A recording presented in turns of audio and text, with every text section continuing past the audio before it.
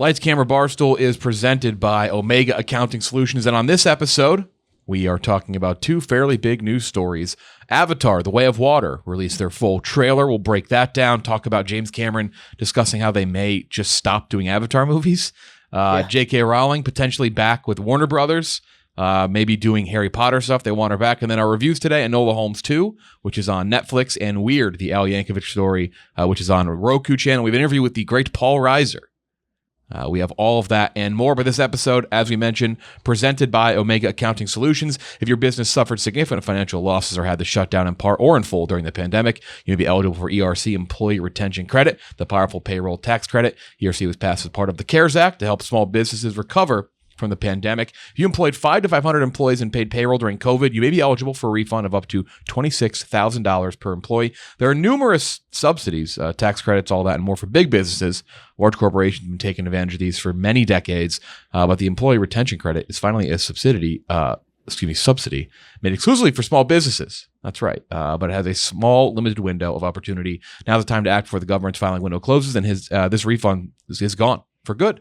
Omega Accounting Solutions is a government tax incentive expert and offers services in business intelligence, fractional accounting, and analytics. Omega is a small business champion helping small business owners navigate the complexity of the accounting process, particularly for the immense opportunities around the ERC. Also, they empower small and mid-sized business owners to make informed decisions through powerful accounting, data analytics, and insightful reporting. A 10-minute call to Omega's ERC specialist can help your company recover up to $26,000 per employee. Call Omega Accounting Solutions at 800-704-2000,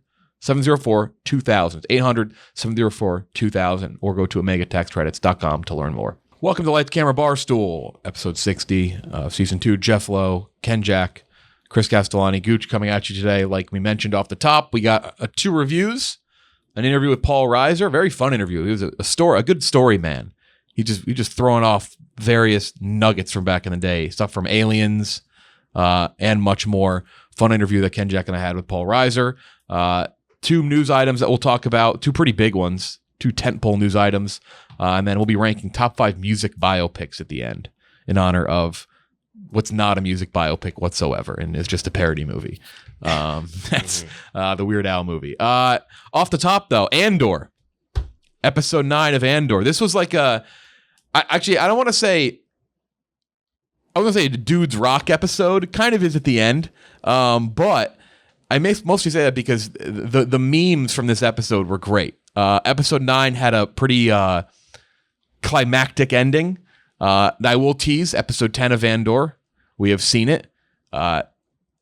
Crazy. That's all I'll say. It's the best of the season. It is. You said that already, so. Yeah, but so it's kind of crazy that this one ended in such a awesome way. Spoiler alert, where he's been asking Andy Serkis' character I guess for both episodes, like how many guards? They find at the end he's like, no more than 12. It's like, oh fuck. They actually, did you see they memed him the soccer bar, the England soccer bar where they watch on the video. It was a very cool moment. This show's still not getting as much love as I think it should get, but you can tell the people who are watching it for the most part really enjoy it, and I do think it's gonna pop at some point, because I think whatever we get in 10 we know is great. Who the fuck knows on 11 and 12? Mm-hmm. Yeah. I legitimately cannot wait 2 weeks from now. I mean, I think 10, since we saw it, and we won't give too much away and we can't really say too much, but I'll say it cements the show as what it is, and that's one of the best series of the year. I mean, it is. Yeah. It is phenomenal. The fact that they have written it so well to the point where just one line at the end of episode 9 packs that much of a punch. It's amazing. I can't be. I'm just blown away. Like, I can't believe it's this good. I know you feel the same, Kenjic, but I feel like this is. I'm sorry, this is rude. I apologize if for some dumb reason the writers of Obi-Wan or Boba Fett are listening to this show. But you watch that like it's not like he wrote the greatest line in the history of movies, but like just the fact that they were able to land that at the end of the episode, I don't think Obi-Wan and Boba Fett were like capable of doing anything that like not even sophisticated. It just I can't imagine them being able to land like a narrative arc across one episode like that with such like a punch. I think the one thing that's like the biggest I guess plus or accolade you can give this is I saw someone bitching saying like this you could replace this with anything that's not Star Wars and it would feel exactly the same. Like, yeah, that's exactly what rocks about this series is that you could take this out of the Star Wars universe and it would be an incredible espionage series. Like this jailbreak scene is on par with like anything you'll see from like most prison shows like Oz or whatever else. Really like the way that they put this all together and like the production value again, the white room, the uniforms, like the way like the electric floors, all this shit, like all of it is so cool and just like so removed from Star Wars for the most part that it just makes you, I don't know, it feels like it's easier to get engrossed because like I'm not sitting there being like, oh well, when's Morphle Blorpo going to show up with his lightsaber and choke it's that someone? meme watching Star Wars Disney Plus shows just waiting for Glup Shido Glup Shido to show up, which like that's how most of these episodes have ended, right, Chris? And like I'll get like I want to know your thoughts on it. Most of these Star Wars episodes and even Mando is. They turned into that more. Mando does that a little bit too. Now, Mando is different. Mando's a completely different show and it works. But the other ones have tried to be Mando and they've not worked well. But most of them end with like, musical crescendo, and then there's Glup Shido walking around the corner. Like, so at least they ended this one with the story. Where have you landed on it so far, Chris, in the last couple? We haven't talked to you about it in like 2 weeks. Yeah, it's good. I thought it peaked with episode 6. So which was the heist episode. Okay, yeah. So it's good. It's good. A little slow for your taste. I feel like that's been the most common complaint. I find it to be kind of bloated, but I acknowledged as like a straight narrative, it is the best Star Wars TV series since Mandalorian. I mean, by a wide margin. Yeah, I think, I give it credit for this. It's actually made me care about the character of Cassian Andor, which I did not think. Right. I would. Yeah. I don't think anybody did. Yeah. So I think they'll finish strong. Yeah. It's good. I think to your point, the bloated feel of it is like it's never affected me too much, and I think that's kind of part and due to the like arc. Just kind of like structure of the show. You know what I mean? Like if this was like one long show where it's like everything, it didn't have like a kind of beginning and end between 3 episodes, I would definitely feel a little more like, all right, let's get some shit moving. But like after like a second episode of like kind of setup, I'm like, okay, I know the next episode is going to be a mini climax. You know what I mean? So like that part to me hasn't been as much of a bother as it might be with other shows. I do appreciate that they're not scared to do that either, because you get the sense of that with the Marvel stuff, with some of the Star Wars. You're like, man, these are like really short, and I don't mean they need to be bloated and jam packed, but sometimes the Star Wars and Marvel stuff, you're like, that was barely anything. Like, well, you didn't have time to develop anything, care about anything. So yeah, it's been Andor's been dude, Dedra unexpected. Dedra Mira has become an absolute terrifying villain. Yeah. Oh my god, what's the actress's name? She's been so good. Like her face. The faces she makes are like she's a great, Denise. Denise Like, Go. I think it is Denise. Constantly looks like she's smelling shit, which is like a great face for a bad guy. Yeah, she just looks completely unhinged at all points. And that one guy's completely fallen for her. He just likes a strong woman. Dude, that guy is a simp. He's hanging outside. Yeah. He's hanging outside her office. She is of no relation to Michael Go, who played Alfred in the died of shitting. What do you call those Batman movies? It's the Schumacher? The Schumacher verse, I guess. But not really, because it's the Tim Burton verse. The Burton ones too. True. It's like the Burton Schumacher verse. The Burton Schumacher. That's the disease he had. It's called Burton Schumacher. No, he had what was it called? Like Alsace-Lorraine disease or something. No, fuck, what was it? Hold on, what was it? We have to remember what it's called. Remember they poo. We did a disease. There's if you scroll back in our podcast history, you can find our McGregor's syndrome. Right? In the movie, I thought you meant in real life. Yeah. No. We wouldn't be making fun of that. That'd be so mean. That's what I was. Remember the part that made us die the most is when his CD of Alfred's porn. Yeah, they go in to like figure everything out, like what's wrong, and they put an Alfred CD. It's literally says like on it's an Alfred CD. It's such a that's such a perfectly 90s thing. It's like nobody really understood that shit back then. So like I guess that's what he put on there. You just hear steel drums playing. Yeah. Well, we just kept making jokes that he wanted to fuck everybody in the room. That was a good one. Also about the outfits in the prison, I really want one of those. It looks like cool such it looks like such great loungewear. Yeah. I would love to have one of those. They look kind of comfy. Fits. Yeah, they do. And Circus, by the way, and he including into the next episode, he's so good in this. Oh yeah, nice, he really great is. consolidated punch. Yeah, I'm with you there.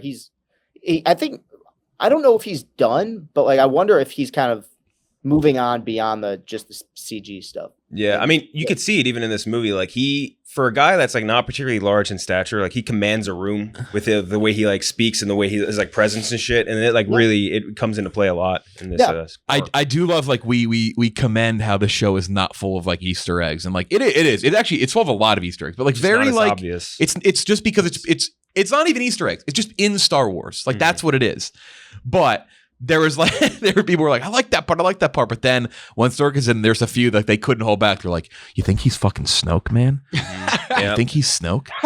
Like I didn't even think about that. Yeah. Wow. But they were like, what if he had asked the question because he did press after the reveal happened. Like, you think it's fucking Snoke, man? Yeah. Star Wars fans can't help themselves. No, they really can't. They're compulsive. No, I mean, I'm the same way. It's like we watch the show, like I'm like, I like that, and then you see the Gungan shield in the background, and you're like, oh shit, man, there's the shield. I do think the series probably ends with a fairly large character. I don't know why. I just kind of think that's the case. I think it's the Emperor. Yeah, I think it's the Emperor too, which I think is fine. He's been referenced. Yeah. Like, so I think it's fine, but like, I don't know. Maybe not. We were talking about it. I don't need it. Thrawn would be cool just to get a glimpse, you know what I mean? Of like him starting to like take on this sort of because world. it's the ISB too, and because of how like brutal and ruthless their tactics are, that would make sense, and that'd be cool. I also just Lads Mikkelsen's performance is so cool. Is that anyway? So, yeah. I think Thrawn's in the Imperial Navy and their ISB, which is like their version of like FBI, I guess. But like if they were to be like, hey, ISB, you clearly can't handle this shit. We're giving this over to Thrawn in the Navy. Like that would be crazy. That's the coolest part of the Rebels. I know some people are kind of off and on about Rebels. Rebels is not as good as Clone Wars. Rebels is still enjoyable. No. But the Rebel stuff with Thrawn was the best stuff. So good. And because like he used like it dove more into like military tactics than anything had really done in Star Wars before, and his maneuvers were always just badass and made the character just better. So yeah, we'll see. There's 3 left. We've seen 10 as we've said. And again, the best thing I can say about 10, I can't wait to watch 10 again. Mm-hmm. Like 10 is just fucking awesome. It's also very nice knowing that like they came into this knowing there's going to be 2 seasons. Like they have a very clear plan on what they want to do with this. Yeah. Chris, are you upset we didn't have any She-Hulk to watch this week? I'm heartbroken. And Rings of Power. I mean, those are usually the highlights of my week. Exactly. Chris's favorites right there. Wait till we start our Christmas clause watch, our breakdowns of the Christmas clauses. Oh, just wait till we watch like any of these terrible Christmas movies in general. I'm sure Chris is gonna have a great time with those. Roman, our next sponsor. Roman, 42% of men experience moderate to extensive hair loss in their lifetime. There are what? There's 4 of us here, and one of us is having bad. So my guy Ham on Andor, he's got a bit of a Landon Donovan situation going on. He could use this. Yeah. Roman, not to like. I mean, Roman. I mean, I'm glad you're advertising. I feel like Landon Donovan should be doing Roman reads before the World Cup. Yeah. What does he sound like? Pretty Probably regular. like me. It's pretty regular voice. There are options available to help stop balding in its tracks. My buddy uses Roman's hair loss thing, by the way. Loves it. He's a listener to the show. Sooner a person starts treatment for hair loss, the easier it is to keep their the hair they have, which is also important. Roman's offering both prescription medication and over-the-counter treatments. They also offer specially formulated shampoos and conditioners. 80% of men who use prescription hair loss treatment had no further hair loss after 2 years. Getting started is simple. Complete a free online visit. Then a U.S. licensed healthcare professional will work with you to find the best treatment plan. Medication is appropriate. Roman ships it directly to you in discreet packaging with free 2-day shipping. The whole process straightforward and discreet. Remember, Roman does much more than just this. Many things for men's and any health that you can possibly get. Check out Roman. ro.co/lights. But the hair loss in particular today we're talking about. Treatment start at $20 per month on a quarterly plan. Right now, Roman has a special offer for you. 20% off your first order. ro.co/lights. ro.co/lights for 20% off. My buddy's listening right now, probably on his way to a client lunch. You know, you have a buddy named Landon, and he's the only Landon I've ever met in real life. Like only Landon Donovan's the only Landon I've heard of, and then Landon Donovan or Landon your friend. That's it. I got a friend named Landon. Now that you say that, he's the only Landon I know. I've never met a real Landon in my entire life. It's a cool name. I like the name. Actually, a lot. You know what? Roman, do not remember when Landon Donovan supported Mexico in the World Cup when the U.S. was out. Fuck that. That was really weird. I take that back. Didn't dig that. That was so fucking lame. Joe Ballin's thinking he looks like Landon Donovan is still very funny. I mean, it was people ask what he looks like. I go, he kind of looks like Landon Donovan. Yeah. He always said he was dumpy and fat. Yeah. But he's not. Never. He just looked like Landon Donovan. Mm-hmm. That was a very accurate description. Avatar: The Way of Water. So we know a little more about Avatar: The Way of Water. We got a full-on trailer. Here's a synopsis, which I think has not changed much since we first read it. Set more than a decade after the events of the first film, Avatar: The Way of Water begins to tell the story of the Sully family, the trouble that follows them, the lengths that they go to keep each other safe, the battles they fight to stay alive, and tragedies they endure. That's a pretty great description of the trailer because you don't get too much. Right. They're not really revealing too much of the story. It's pretty overarching. We also need to note that Stephen Lang is back as a mean guy, bad guy, like who died at the end of the first one. He even said too, he's like, I don't know how I'm going to get brought back. I did die. But apparently he's back. I guess though, at that point, when they have all those magic rocks and trees and aliens, like the leap to say he was brought back to life is not that crazy. So like, I'm not going to get all caught up on that. He's apparently the main villain. We didn't see him at all in this. Giovanni Ribisi's back. He was kind of the guy that was running like the dig or the search for the mineral. 3 hours and 10 minutes long. Long movie. I'm not overly shocked by that. Honestly, if we're waiting this long, it better be that long. Yeah. Imagine being ripped like an hour and 20-minute movie after like 13 years. He's setting himself up. I'll say that much. He is. He's like, it's a cool sub 90. But then here's the quote, and let's talk about this. Actually, what do you think about the trailer? Kenjack, I'll start with you. I thought it was good. Obviously, didn't reveal a ton even compared to the last one, which me and Chris had talked about on Friday as well. Just because, like, I'm in the camp. I think at this point, with the way trailers have kind of evolved, where the less you tell me about the movie, the better. Like, I want to know almost nothing. I just want to get like it's essentially like a sampler where I'm like, I just want to see what I'm going to be looking at, what I'm going to be hearing, stuff like that. I don't want to hear any of the story because that's the one thing you go to the movie to see, really. So I'm happy they didn't really reveal a lot of it. I think the CG did look great. Like it looks undeniably fucking awesome visually. Sound was great for whatever that's worth too. I was listening on my I did it on my computer first. And I was like, I feel like this is not fair. And then I watched it on YouTube on my TV. And it was like way better with the sound bar and shit. And yeah, I think this is going to be awesome. I think we've talked about it before. Avatar kind of unfairly treated by the public because like it's not totally I think public's fault where it's like, why is the highest grossing movie of all time Avatar? It does not. Is it worthy of that mantle? Probably not. But like it is still a pretty damn good movie, even if it's ripping off other stuff, which we had talked about as well. But like when you go and look at almost any sci-fi property, and we talked about this as well, like even fucking A New Hope. A New Hope is a ripoff of A Hidden Fortress by Kurosawa. All this shit is taken from somewhere else. The one thing I will say with this movie is that I hope the plot is to a degree different from what the first one is, because I feel like it's what we know so far very similar to the first, where it's just, hey, here's Na'vi versus humans trying to get whatever resources and shit. So if we get a little bit of a advancement, then I'm happy. Chris, I'll reiterate what I said on the long take. I think the trailer is good. I think the movie is going to be good, but I kind of need it to be great. It has to be great. That's the issue. Is I see a really good trailer for what will probably be a really good movie, but we didn't wait 13 years with all this hype just to get like a 7 out of 10 movie. That's the one thing that worries. Now, visually, it looks freaking incredible, and I went off on this a little bit on the long take too. Where like, yeah, a film is subjective, but the people who think that this doesn't look good, like visually look good, are almost objectively wrong. Like they have no idea how CG actually works. This looks freaking incredible from a visual standpoint. I still have serious concerns about. I do have concerns about the runtime, the story, and ultimately, the characters. But I'm really rooting for this. Jake Sully, baby, back in action. Yeah. I do hope, and I don't know where you stand on this, Gooch. I hope they don't spend too much time in like flashback mode. I don't know if they will. I don't know if they're going to be worried about that. Like, I'm very curious. If I were to ask him one question right now, that'd be kind of my thing, is like, do you worry that the time has been so wide between release that maybe like, did you add elements that kind of catch people up? Like, that's my only thing. I'm good with just a new, like fresh, let's just go 10 years later. Yeah, just build out the world. Focus on that's really where the strength of, I think, the Avatar franchise will lie, is building out the world, because it is just beautiful and gorgeous to look at.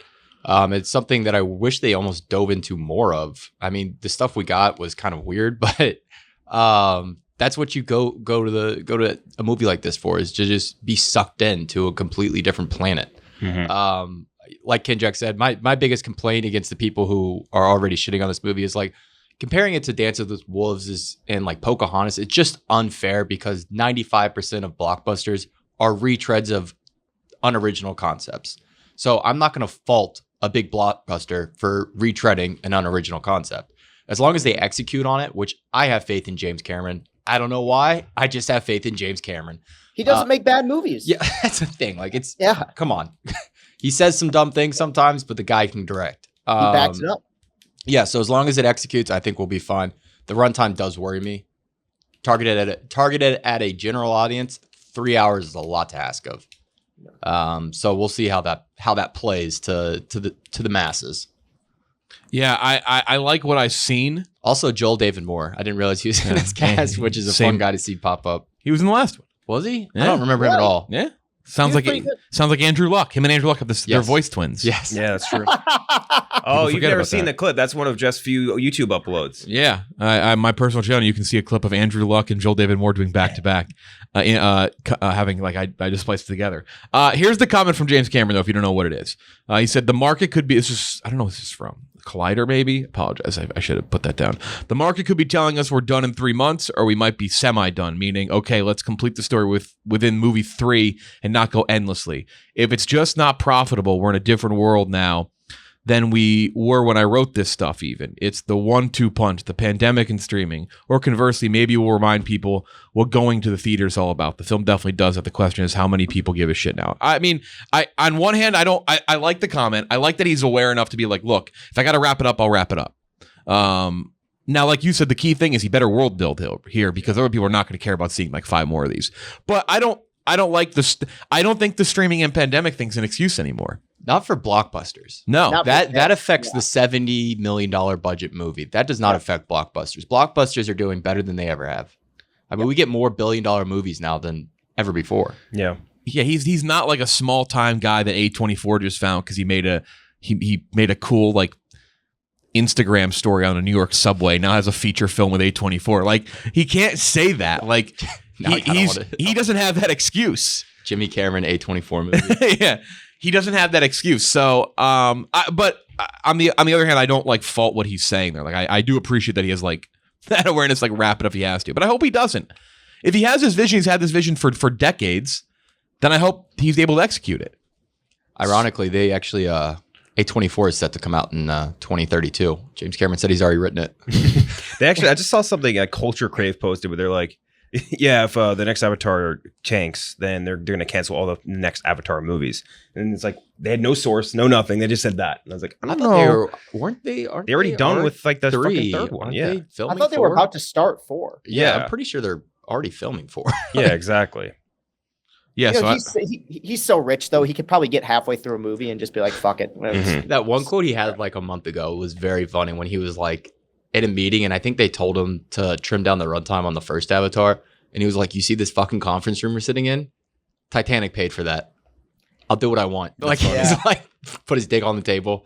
He can. I mean, he literally, if anyone can, it's literally him. He's 2 of the biggest blockbusters in fucking history. yeah. Let's see. That's the news. Flash Film News says a trailer for The Flash won't release until 2023. Okay, sounds good. Didn't we already have one? Not a full trailer. Well, we got a teaser. Yeah, because Is that movie ever going to come out? they're still trying to CGI out Ezra Miller. That's right. This episode also brought to you by Allbirds. Am I wearing them today? I'll just say I am. I usually I'm wearing am. some. Ken Jack's wearing them. Allbirds. Oh, you got the Hopeless on it. I usually blur out our feet during the YouTube upload. With winter weather, make it hard. Winter weather's not great. You need a gift idea for outdoor stuff. The Allbirds Mizzle Collection, which is a great name, by the way. Designed for those who they won't take snow for an answer. They feature puddle guard technology, which you need in New York. Yes, that's true. Especially in the winter. Keeps winter wonderland where it belongs, not in your shoes, folks. Allbirds, you'll enjoy the added comfort of treading lighter on the planet, and trust me, they feel light. It almost feels like you're not wearing shoes when you wear Allbirds sometimes. And so easy to clean too, dude. I mean, we talk about this all the time, but like whenever I forget I'm like even a little bit dirty, you just throw them in the wash and then you let them air dry. That's it. And they're perfectly clean. It's insane. Yep, and again, soft, easy to clean. And you look at them, and they look like shoes that you normally buy and say, "I would never wear these in New York because it's cold and wet out." But no, Allbirds You don't have to worry about that with Allbirds. Great shoes, dress them up, dress them down. We've been talking about them for years. Built using premium natural materials with a low environmental impact. They put the carbon footprint right on the shoe, so you can see the difference it makes. Offset the footprint into zero, making the mizzles that we're talking about completely carbon neutral. We love Allbirds, all their shoes, tree runners, wool runners, the mizzle, all that and more. Mix and match laces. Buy extra laces. You can make the shoes look a little different. This holiday season, get on the nice list. I don't know with who. Maybe you want to be on the naughty list and buy some shoes. I don't know. Allbirds, ALLBIRDS.com. Not on the nice list if you have a tattoo. That's true. Seen every dick in the world. I don't care if you have a tattoo. It's not good. Him being in Everything Everywhere all at once is still so fucking funny. It was just so random. Discover your perfect pair at allbirds.com today. It's allbirds.com. We talked about the same skit like a month ago. Yeah. That's why no one watches AOL Blast. I've been thinking about it because the full trailer for Violent Night came out. Yeah, Right. David yeah, Harbour. yeah, So like that's every right. time I just think of it, I'm just like, certainly not good. It's so funny. God. No one even fucking listens to AOL Blast. That line specifically, it crushed me. Oh my God. Do you guys watch My Policeman? By the way, I watched it the other day. Oh yeah. Yes, I did watch. What My a Policeman. long-winded way to just have Harry Styles say, like, "Oh, I'm gay," in it. Like it's just like it was. What Yeah, a I don't- bore. I What a don't, bore that movie was. I'm like very caught up on movies right now, and I've watched too many things that things are blending together. But My Policeman is not one of them. I That was a nothing movie for just me. an absolute nothing. Just a bore. Total bore. Just an absolute nothing. Doesn't feel like a movie. Yeah, You know, the type of movie that feels like a movie. Well, this one wasn't a don't go to the theater movie because it was on Prime. To be fair, Well, to what did him. you give it? I didn't even score it yet. It's not going to be good though. I gave it a 60. Probably lower than that. I feel Yeah. maybe Harry's people might be like, yo, we got. By the way, the one thing that made me realize is that English beaches may be the worst fucking thing on earth. Did you see the beaches they were on in the beginning of that movie? It's like a beach full of nothing but rocks. You're stepping on, and not like sand, all rocks. Like all the things you hate to step on the beach, just like piled up. And they're all just like, yeah, let's go ahead in the water. Let's sit on the beach and tan. Like, that's disgusting. building rock Fucking castles. freaks, dude. They're just eating sunscreen. Those fucking nasty Brits. Disgusting human beings. Pasty. Just coming out of their skin. Nasty human beings. Next up. J.K. Rowling. Speaking of the Brits. Speaking of British people, David Zaslav. She also hates the rocks. She prefers to go on the turf if she can. Yes. She's probably got some opinions about Harry Styles. Oh yeah, in that movie specifically. J.K. Oh, him dressing like an imperial officer. Oh, he the did other dress day. like an That was imperial very officer on the funny. red carpet, right? Did you see that, Chris? hell? Yeah, I did. That was very. Who dressed him for that? That was so funny. But he looked like a legit like an imperial officer. All he was missing was like the two things, the comm sticks or whatever they called it. I don't know. Yeah, I mean, he just needed a little metal. Yeah. Yeah, it's a little bit metal on the side, but yeah, I'm sorry. David Zaslav. Wote. We need to find Cassie and Andor. He the head of Warner Brothers, he made a quote. This is a paraphrase from Daily Mail. He said this about Warner Brothers, Discovery, all they said. We haven't had a Superman movie in 13 years. We haven't done a Harry Potter in 15 years. We'll get back to that in a second. The DC movies and the Harry Potter movies provided a lot of profits for Warner Brothers for the past 25 years. Okay. Harry Potter thing is not true. He was definitely paraphrasing. He was rounding up. I don't blame him for that. It was 11 years ago, last Harry Potter. Very key point of that comment, though. They've absolutely made 3 Harry Potter movies in the last 15 years because they made the Fantastic Beasts movies. But I appreciate that he's like, fuck these. I actually kind of like him for this. He's like, I bet they'd be like, oh, what about Fantastic Beasts? He's like, what do you mean? Like Those are Harry Potter, David. Are you fucking kidding me? Him like either not knowing what they are or refusing to acknowledge them for being so shitty. The last Either one was way. literally had Dumbledore in the title. Yeah. Yeah. I want them to seal it in a vault so no one can see it. They just pretend it never happened. So there is an idea that they are interested in having J.K. Rowling do sequels. She did a sequel. It's on stage in New York, and maybe in London as well. Play is apparently good. The book fucking stunk. I'll say that much. Yeah, Harry Potter and the Cursed Child. Yeah.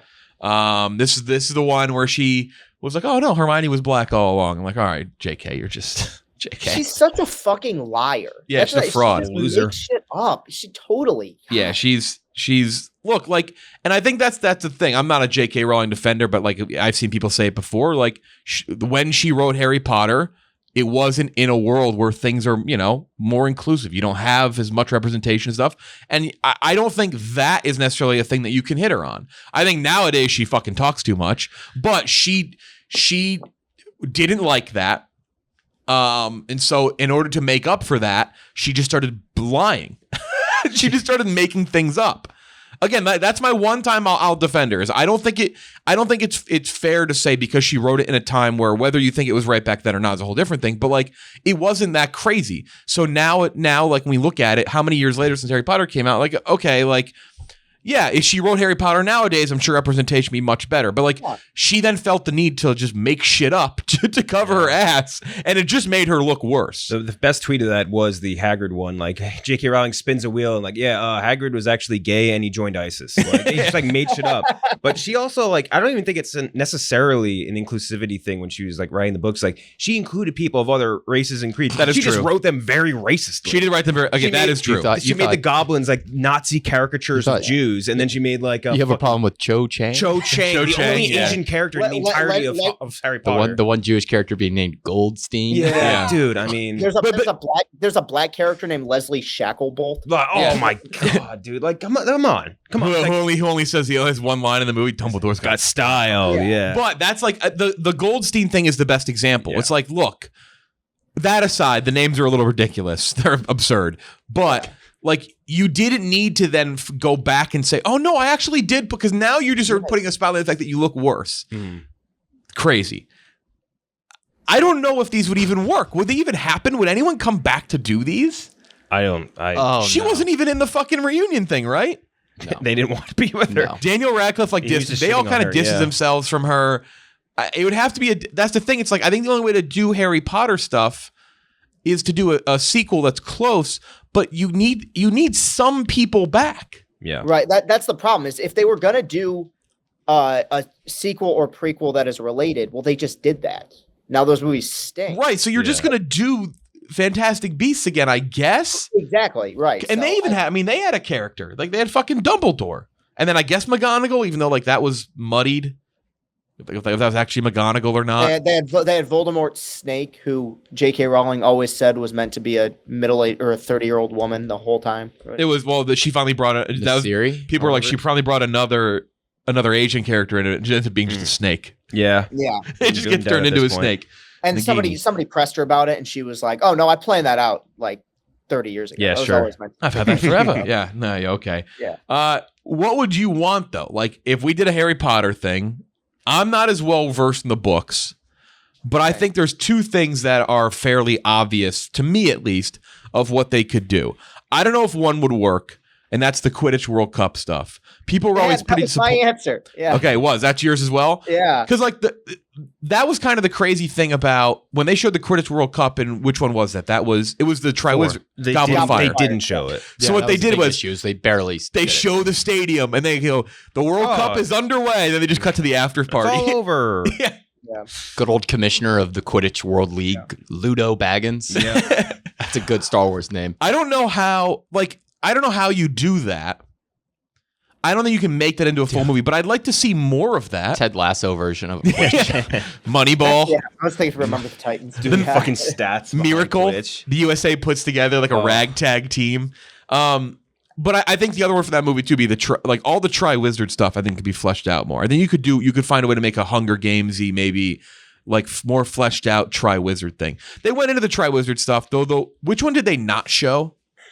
Which event? They didn't show the World Cup. That was the biggest thing. No, of the Triwizard, did they show all the events? No, they showed all of them. Yeah. Yeah. Okay. Yeah. I think if I wanted to have one thing out of Harry Potter, it would be kind of the same thing I still want out of Star Wars, which is just something that feels like more rated R-ish. You know what I mean? Because like magic, you can do anything. You could do literally anything. And like that could lead to some serious horror and some serious fucked up stuff. And I think if you could kind of dive into that a little bit, I mean, it's Harry Potter, it's supposed to be a kid's thing, whatever. But like as an adult now, that is something I would be interested in. They won't ever do it, but I'd kind of like it. Other than that, like, I don't know, just a new story, maybe set one in modern day about a person with a double life. Like, and that's something that they haven't really done a lot of with Harry Potter. Like they dealt with Harry dealing with his parents, but like if you have a kid who just has to deal with the double life of being a wizard in Hogwarts and also having to pretend to be a muggle in real life, or a nomad, as they put it. Nomad. Fucking Fantastic Beasts. Like, I think that would be kind of cool. Like Hannah Montana it a little bit, except have it a little bit cooler because it's magic. I got a few ideas. These are serious. Like a Rise of the Order. So that's like the Order of the Phoenix. So that's like Harry's parents and Snape. Yeah, and I could. Remus. Yeah, That would be cool. So that would be like, I mean, it's kind of like what they're dealing with, maybe a little bit in Andor, where it's like you see the rebellion against the dark forces, like Rise. That could be interesting and more serious. I think you need to also bring back something that has Voldemort in it. Yeah. Also, Ray Fiennes is like the one person that's defended J.K. Rowling to the death, so he'll come back. Yep. He'll be back. So it's good when the guy that played Goebbels is defending you. Eamon Geth, right? Do that same group of people, but do them in high school, like James and Lily and Snape, but do it like Euphoria. I mean, that's what it'd be like. They were such bullies. All the good guys were bullies in that. I mean, James is an asshole. You could put Jacob Elordi in there and fit right in. Sydney Sweeney is Yeah, I would love that. Actually, cast Sydney Sweeney as a young McGonagall. Yeah. Not that I want to see her turn into a cat girl or anything, but That's actually funny. and then do one on like the founders, like Godric Gryffindor, That would be really Helena cool, Hufflepuff. yeah. And actually, I was talking to my sister about. She said that could get like really bloody. Yeah, She said no, there's cool. something with Helena where like her and like the bloody Baron. I don't know who the hell that is, but That's the dude. Oh wait, no, that's Nearly Headless Nick. yeah, apparently they were like in love with each other, but like were extremely violent. And she said it would be like easily rated R. So those are some ideas. I'm not with you. I think Harry Potter has incredible potential. I think the world building on that, much like Star Wars, is incredible. There's a really cool world to explore there. Just keep J.K. Rowling the fuck away from the script. She doesn't know how to write. She doesn't know how to screenwrite. It's very obvious she does not know what she's doing when it comes to screenwriting. And I'm not sure if she knows what she's doing outside of what she's already put pen to paper in the original books. Yep. There needs to be some more color in this too, in terms of like the actual pop on screen. David Yates. sepia tone motherfucker. Yeah, David Yates did the last couple. David Yates made a couple good ones. He made some great ones. Yeah, he did. Yeah, But like there's such a drab look, and I get that the especially towards the end of Harry Potter, things were drab and very dreary, and people were dying. But I don't need that to be. It's fucking magic, like Ken Jack said. Yeah. It's magic. I feel like it got better with the last Deathly Hallows, but like Half-Blood Prince is so like, dude, turn a fucking light on. Yeah. I know. I like the movie. I'm just saying that I agree. That's my big. That's like the biggest critique of that movie is it looks fucking. It's Slughorn. Yeah. I think there's definitely. I'm trying to think of a director that would be good for this sort of thing, like someone with experience in. The funny thing is that would work. one of the best ones is is Alfonso Cuarón. Like that's the crazy thing. It's like, I don't know. You use Andor as an example. You need a guy like a Gilroy. Yeah. You need somebody who. I mean, Chris brought it up. I think this is your point last week on the long take was that J.K. Rowling in a way is the George Lucas of 100%. Yeah. Like a modern George Lucas where she's built an incredible world, but does she really know what to do with it from here? Or does she need someone to come in like a Filoni and a Gilroy to kind of helm the narrative? She's the perfect ideas person.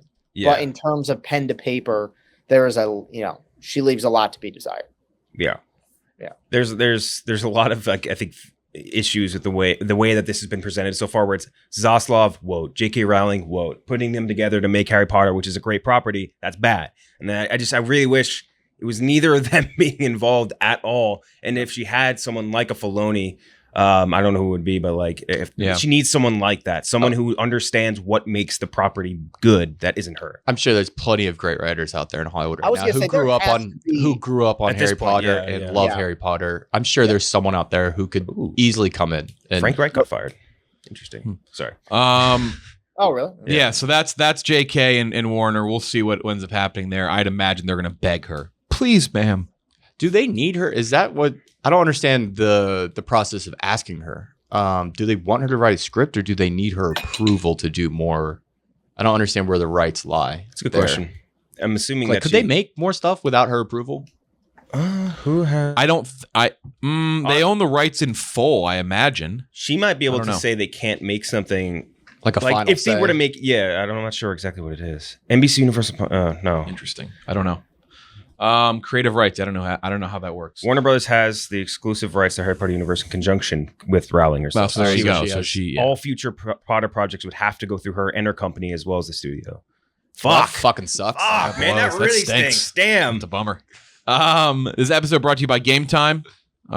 Great ticketing app created by fans for fans. Game Time's ticketing app that makes it easier than ever to score last-minute deals on tickets, sports, concerts, shows, much more. Guaranteed to get the lowest price. Go now, NFL season, not halfway over, but pretty damn close. College football winding down, big games coming up. Maybe go to a conference title. Go see concerts, go see a Broadway show. Game Time is great. You can go see anything. You just every day it's a new. Someone at the company's seen some sort of new thing. Brandon Walker went to his first ever hockey game. Can't even imagine that. Who did I just see? Oh, Frank the Tank went to Dolphins Bears in Chicago. He said Soldier Field's a dump, which apparently it is. It's pretty old. It's a pretty an old old stadium. Yeah. Tons of us have been using it. Tons of our fans have been using it. We've been using Game Time all year. I'm going to use it to go see Cavs play the Knicks. You're a big Cavs fan again. Massive, So maybe, massive. I mean, we look great. They're very We good. look phenomenal. We had Mitchell and Garland both out Friday night, pull out a 20-point win. This team's good. It's good stuff. I didn't even get to mention. This is a good time to mention. I did win LCB Bowl against you. The Bengals got absolutely fucking What are you laughed off the field in Cleveland. Well, I don't remember that happening. We won. We were up. I don't know if you saw us. We were up. Boy, that worked out 35-0. quite well for you. It happened on Monday night, but after we recorded. See, this is 2 Yeah, you games got ago. We're absolutely talking. You actually way wait. earlier Do in you play the season now? Do you play the Chargers this year? I don't think so. No. You definitely don't play the Lions. No. That's it. You're the loser. You lost. big You've loser. lost the You're NFL. tonight's big loser. Somehow you went from the Super Bowl to the loser of the LCB Bowl season is embarrassing. This is. We're talking so much earlier in the season now. I hadn't even had a can of Skyline chili this season at the point of that happened. I saw had it you. You yesterday. made the dip yesterday. I will yeah. know. Did you see my dip? I did Oh, see great. the Skyline Looked chili delicious. dip. What'd you think? Are you a Skyline chili guy, Chris? You're from the Midwest. I've never had it. You're a Michigan guy though, so it's not like it. Yeah, it's the only time that it was ever brought up to me. The first time I heard of it was when I went to Cleveland. Ironically enough, I became aware of it then, but I'll have it at some point. I just haven't. Super rare. It doesn't fully count because the Browns didn't play, but nobody's team lost yesterday. The do Lions won. Lions embarrassed Aaron Rodgers. That's our nonsense win that we have every fucking year to ensure that we don't get a top 3 pick. So we're gonna end up going 5-12, and we're gonna draft 9th and get another tight end. And we're Yeah. gonna do this shit all There you over. go. Download Game Time now. Go see the Lions, go see the Chargers, go see the Bengals, go see the Browns, go see whoever. What a sad group of 4 teams. I know you made the Super Bowl last year, but that's just like, don't go see those 4 teams. This feels like I'm getting picked on now. 5. Yeah, you are. I mean, whatever. Chris, 5 Chris, He keep beating up on the NFC South. That's sick. Chris, live reaction to that Skyline dip. What do you That think? looks good. Okay, to me that looks good. It's I meat don't and know. cheese. You can't. It is. No way to go wrong. I can't roast that. Yeah. What are we at? 5. Our coworkers wins? went to Cincinnati a couple weeks ago, Dana and Glennie Balls, and they said the best thing they've had on their tour of all these college campuses has been Skyline. Now, granted, how many balls? their tours How many included like balls they Lubbock, get, yeah. Texas. So Yeah. I can't remember the ball scale. Yeah. Glennie's like at McDonald's in Lubbock, Texas. Oh, it doesn't hold a candle to Skyline Chili. Sorry to say. Download Game Time. Last minute tickets, lowest price guaranteed. As allegations of cover-ups and scandals continue to surface against Hogwarts School of Witchcraft and Wizardry, yet another former teacher has come forth claiming that they too are the victim of what can only be called institutionalized corruption. Today we are joined by former film studies teacher David Lynch. How are you today, Mr. Lynch? It's actually Professor of Film Studies, but I'm well, and I'm ready to share my story. Of course, my apologies, Professor Lynch. You are the 27th former employee or student to come forward with allegations against the Sorting Hat. Do you feel comfortable sharing any of your experiences with the Sorting Hat that led you to join the lawsuit against your former employer, Hogwarts? Well, of course, I can recall my first bad experience with him when I was out of school and in my second year of teaching. It was the annual holiday party in Dumbledore's office, and I can remember walking past his closet at some point in the night when I heard a voice asking for help. And whose voice was that? Well, it was the Sorting Hat, believe it or not. He claimed that he had been kicked off his stool, and I thought nothing of it in helping him. But there was more? Yes. Once I had helped him, and he had thanked me, he started to try to move things in a more intimate direction. He said, "Come on, don't you want to know what house you're in? Just let me on top of you for a minute. It won't take long." I mean, didn't you kind of want to know what house you're in? It has to be better than a BuzzFeed quiz, right? I was stored in my house 20 years prior. Ravenclaw. Oh, damn, that sucks, bro. Anyways, I turned down his aggressive persistence and let myself out of the party early. But that wasn't the end of things, was it? Not at all. I can recall a few years later I came back to my chambers, and there he was. I wasn't sure how he got in there, being a hat and all, but I figure he'd bartered some snitch powder for a ride from that drug addict Phoenix living in Dumbledore's office. Wait, you mean Dumbledore's Phoenix Fox is a drug addict? Still is. You think all those deaths are natural? I'd say 90% of them are ODs. Oh wow, that's fucked up. Anyways, he said he wanted to apologize for how he'd acted at that holiday party, which I forgave him. I don't like holding grudges. And then he offered me some of his drugs, and David Lynch isn't one to turn down a good time, so I thought, why not? And was it a good time? I mean, at first, hell yeah. Have you ever been on snitch powder? That shit'll have you higher than giraffe balls. But at some point in the night, things took a turn south. He began to wrinkle and crinkle his way over on top of me, and I was in a bit of an asshole and couldn't move a muscle. He was on my head demanding I call him the snorting hat. It wasn't until 10 minutes after that I came to and threw him down my laundry chute. And what happened from there? Well, I let Dumbledore know once again what he'd done, and the hat was never punished, and he continued working there. He's tenured. Do you think that Dumbledore has a problem protecting students and faculty? I mean, what do you think? Well, that's all the time we have today. Until next time on 60 Seconds, I'm Bob Goochman, signing off.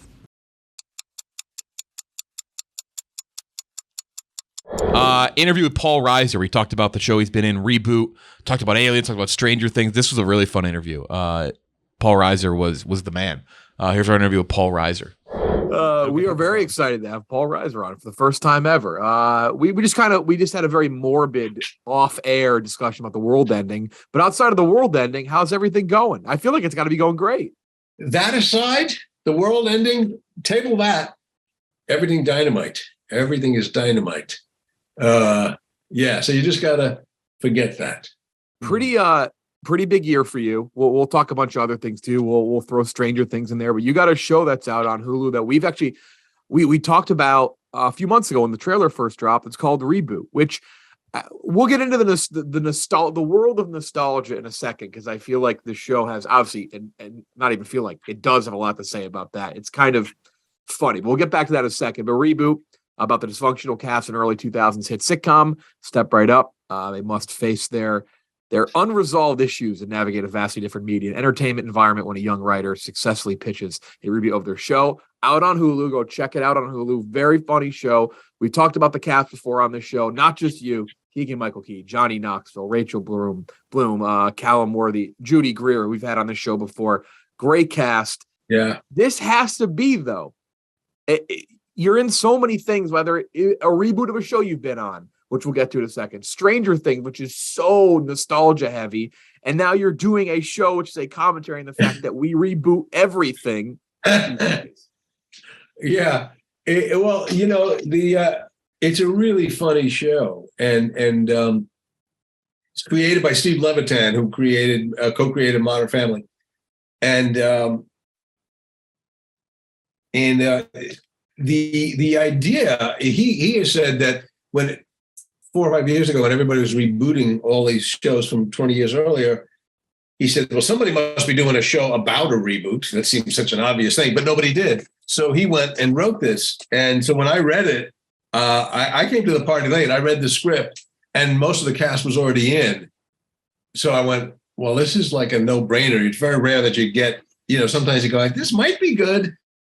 But in this case, it was like, no, this is great. And it's everybody, the cast you just mentioned, everybody just brings it to life in such a way. And we all got along. We know I knew Judy Greer, but I had never met Keegan or Johnny or anybody.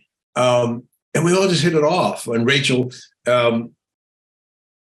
And it's just, it's a great premise with great cast and really great writing. And it's funny, you have to sort of push past the initial thing of, what, it's a bad sitcom? No, it's not a bad sitcom. It's about a not great sitcom that's coming back, but it's not about that show. And you have to sort of get over that. And people instantly are relieved, like, oh, so we're not watching like, another bad sitcom from the 80s. No, you're not. And for those who, it's not really it's not necessarily inside baseball, but for those who have worked in half-hour television, there are so many things that you go, that's exactly what the writer's room feels like. That's exactly what the craft service table feels like. It's all pretty darn accurate.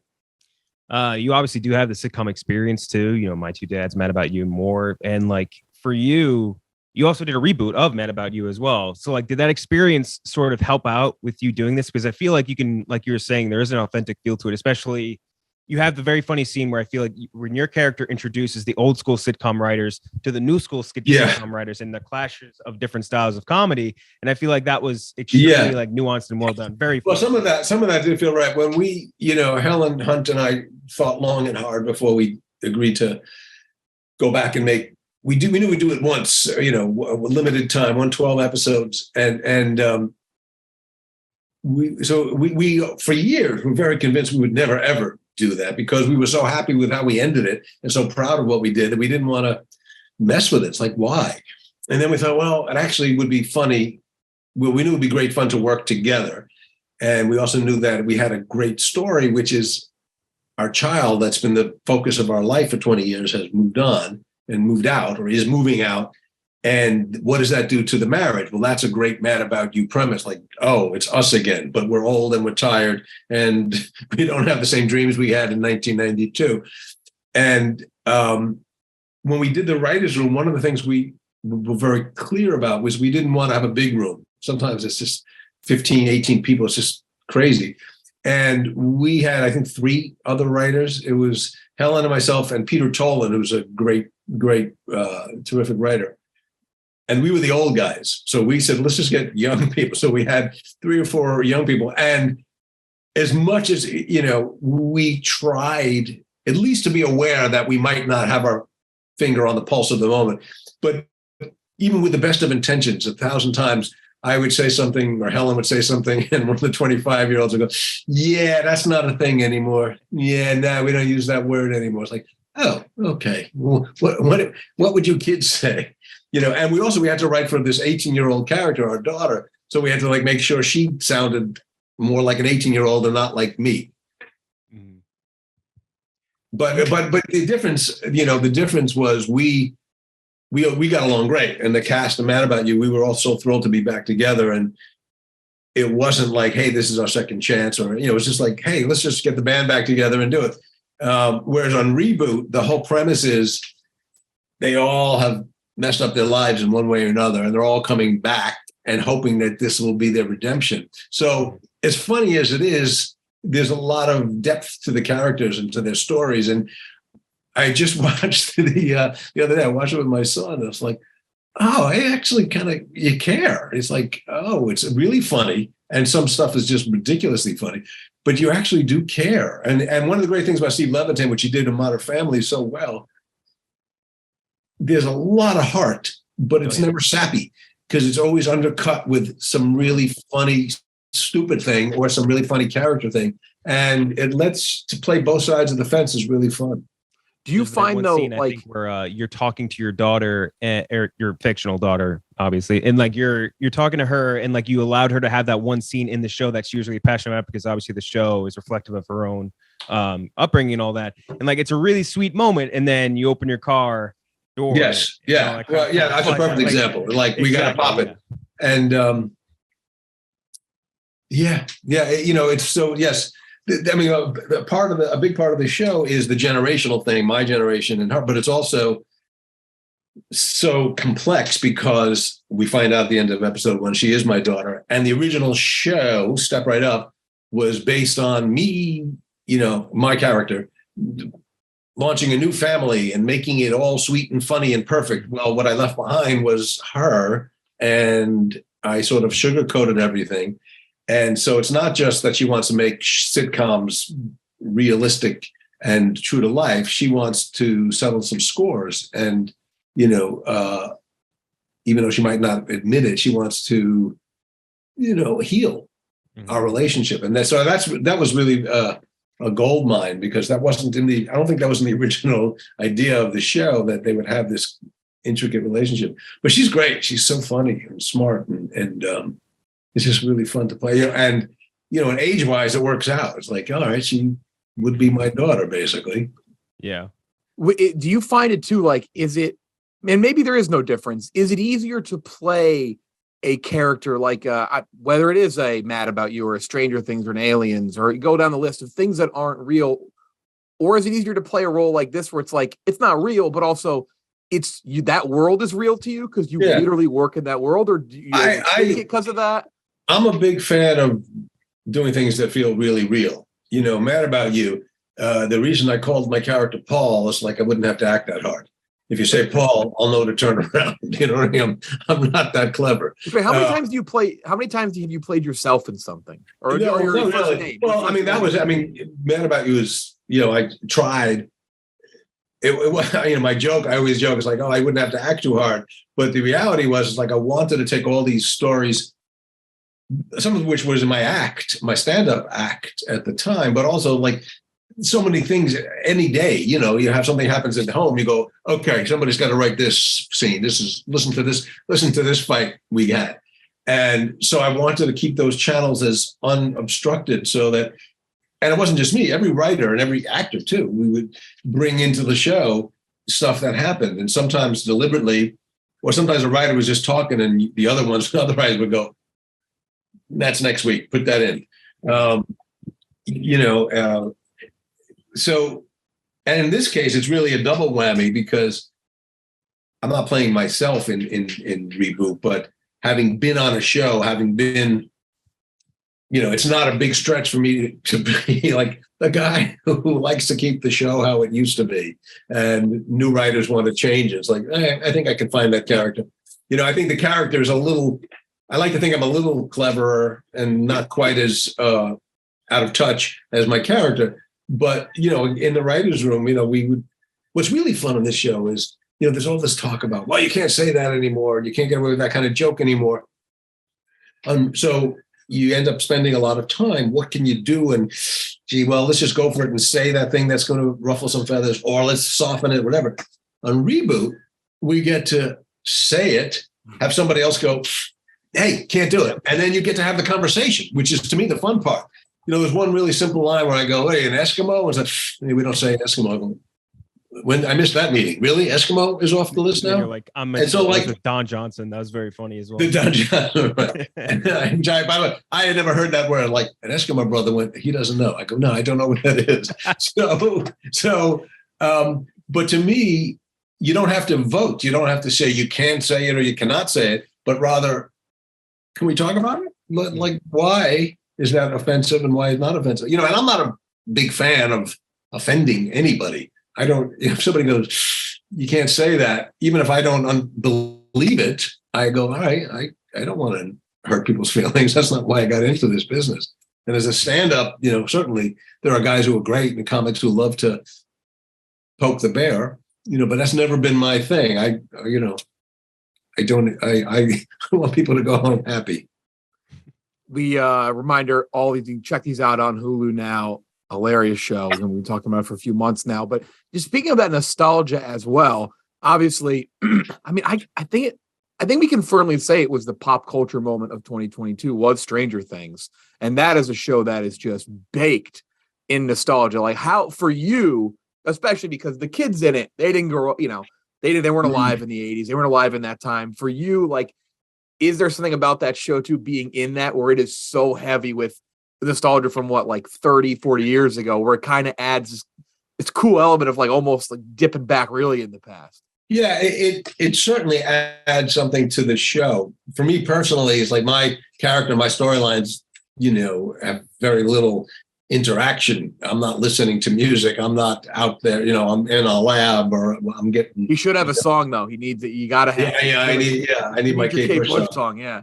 But I did a show for a couple of seasons on Amazon called Red Oaks, which was very nostalgic, very, very miles different from Stranger Things. It was about a country club, and I played the sort of the president of the country club. There's big fish in a very little pond, and it was very specifically 80s centric, and I didn't relate to it as much, but people who were 15, 20 years younger than me loved that. They go, oh, because that was their thing. And my thing would have been like, okay, if it was late 60s, early 70s, those are the films that speak to me.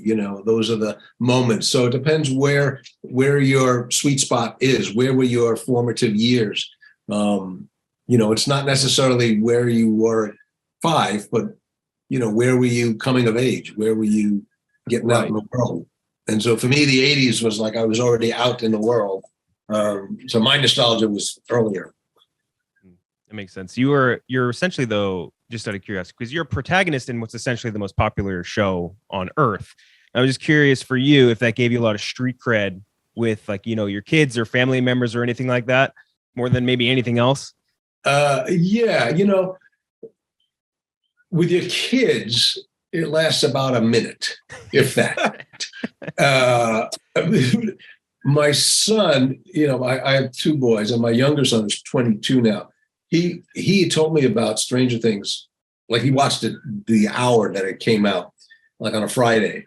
And then that Monday I got a call. So he told me about it. I said, hey, have you heard of this show, Stranger Things? I went, no. I went, when did it come out? He said, 3:00. I went, oh, how cool are you?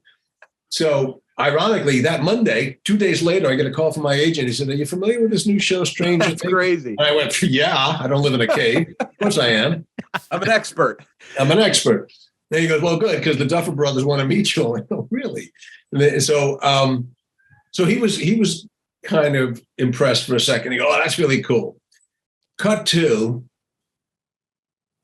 so season 2, I was in season 2. So then it comes out, and we were talking about it one day, and I said, it's really not the kind of show I would tune into. It's like, that's not my, what I tune in to watch. I said, I certainly would have watched season 1 of Stranger Things just because you have to. Everybody's talking about it. I want to see, and it's great. I said, left alone, I said, I don't know that I would have watched season 2. And he said, with no trace of irony, he said, Dad, that's true. He said, I would have enjoyed season 2 a lot more if you were not in it. And I said, asshole, I hear you when you say that. You understand that? It came out of your mouth. So I remember hearing Springsteen do an interview, and he talked about his kids. He said, they maybe know 2 of his songs. I went, you got to work hard to only know 2 songs.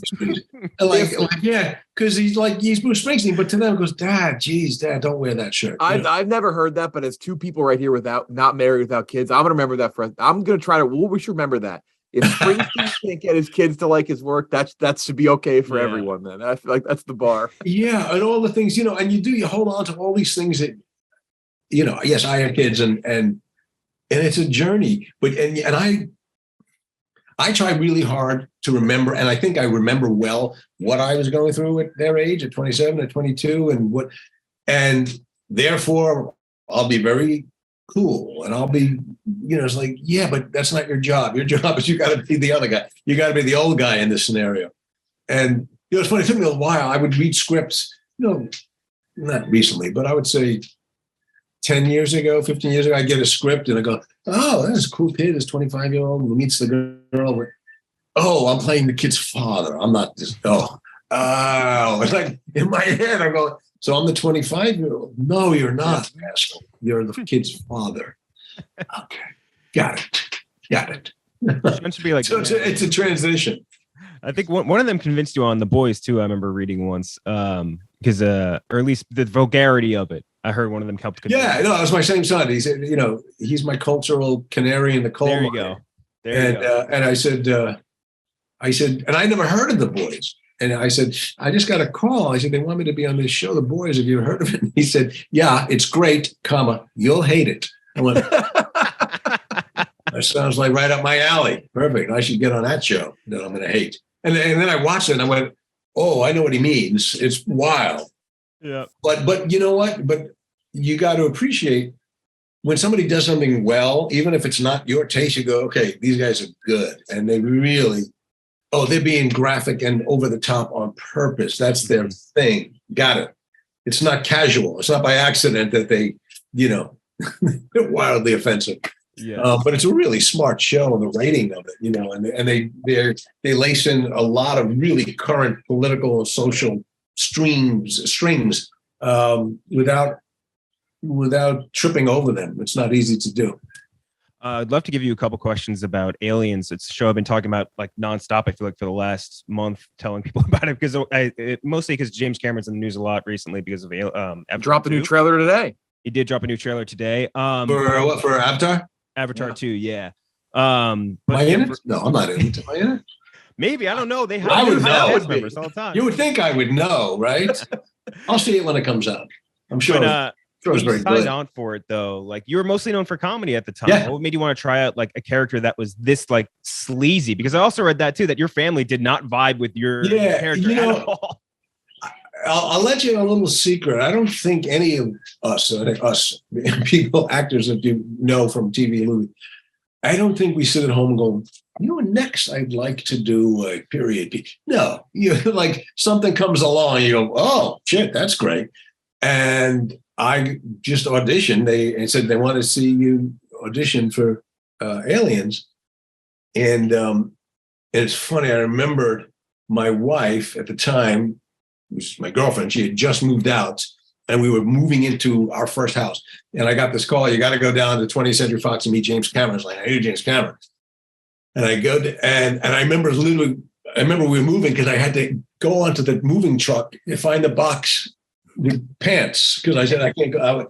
I know, hey, give me that box. I got to put pants on, and give me that box had shirts. And I was throwing stuff together. And I went down and met Jim Cameron, and I read the script, and it's clear this is a mega hit, which you never know, except for here you did. I saw the first Alien, so I knew how great that was. I saw Terminator, and I knew James Cameron, how great he was. I'm like, oh my God, this is just, if you've ever read it, let's off the page. I mean, now, well, you've already seen the movie, so but literally you can see it. It's written almost comic book, short sentences, haiku, metal, scraping, sound. It's like, it's not sentences. It's just like, oh, I see it, I hear it, I smell it. I remember it was the first script I ever read, only script I've ever read that I had to put down and go, hold on. Okay.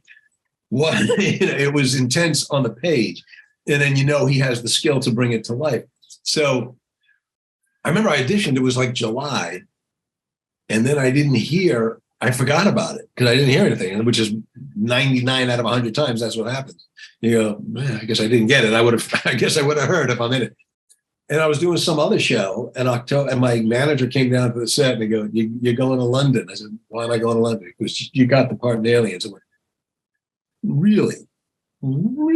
So I didn't question it like, Mr. Cameron, I'm generally known as a comedic actor, I'm not going to say, but by the way, that was also his thinking, as I understand it. He wanted somebody, and I wasn't particularly widely known. I had done Diner and Beverly Hills Cop. That was it, I think. Maybe some other crappy movies, but I wasn't terribly widely known, but to whatever extent I was as a comic.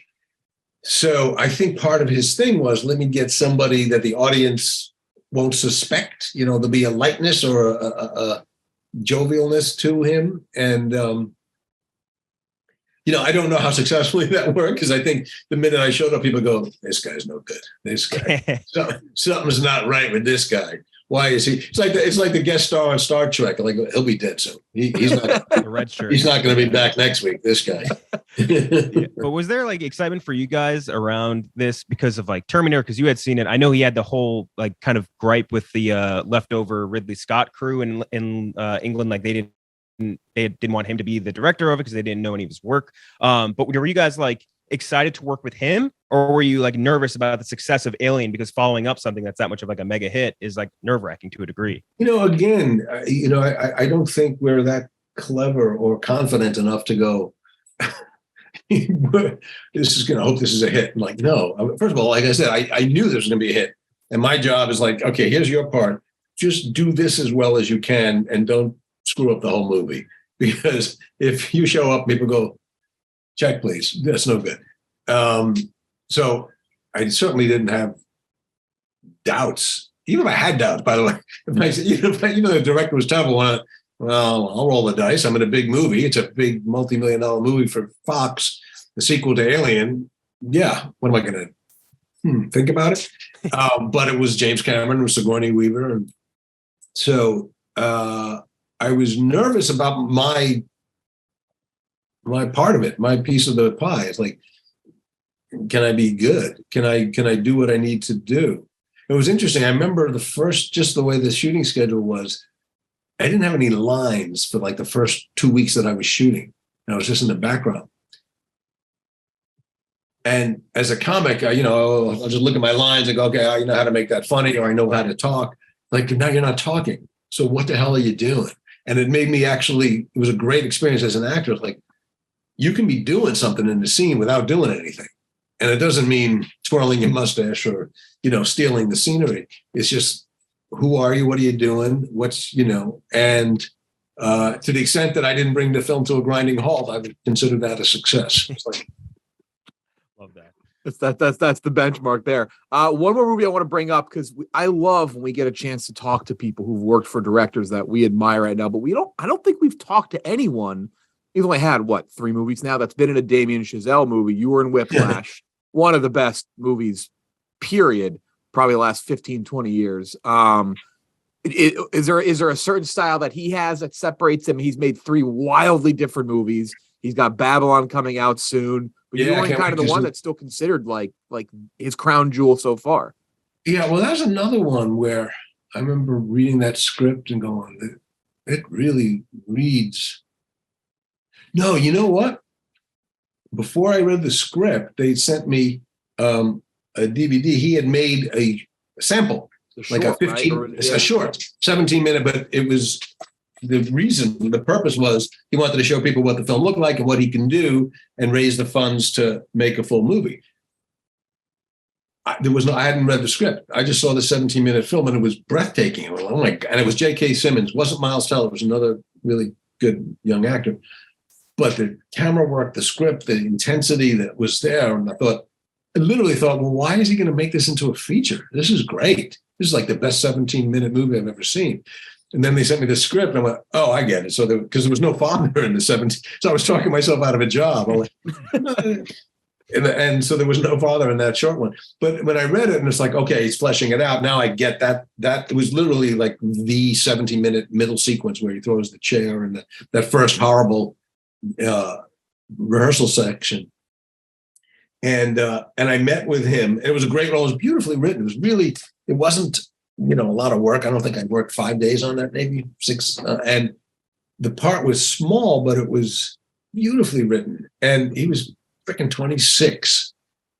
I literally have things in my refrigerator older than you. I mean, and he was not reeking of show business or, some guys you can feel the UCLA, NYU film school-ness coming out of them. And he wasn't any of that. He was just really chill. And he wrote this beautiful script and he was a musician himself. So I don't think he had a teacher like that, but it was built on the experiences. And so I knew this was going to be great. Unlike Aliens, I had no reason to think it would be a hit. I thought, J.K. Simmons is great. I didn't know Miles.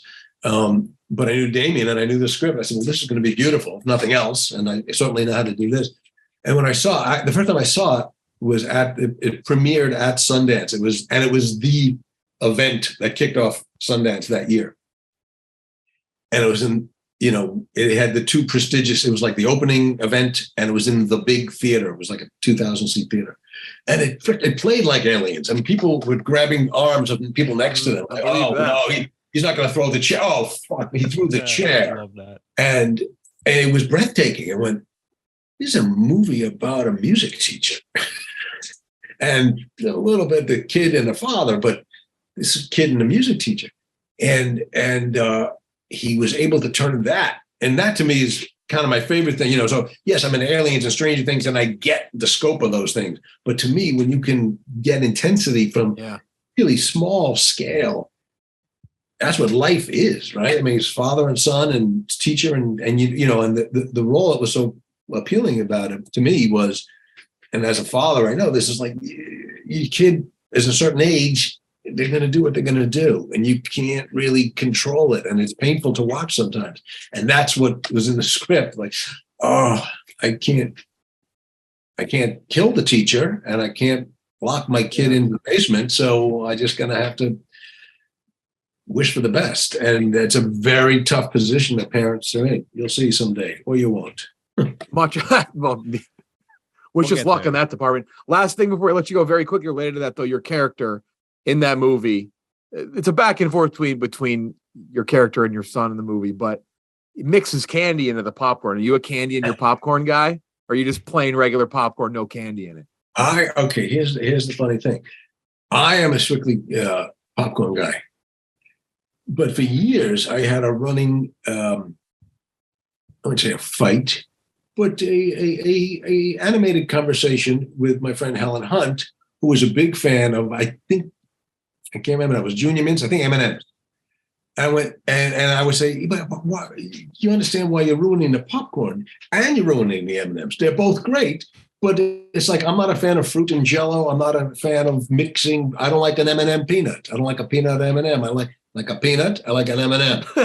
I will get them if I want them both. I'll take them both.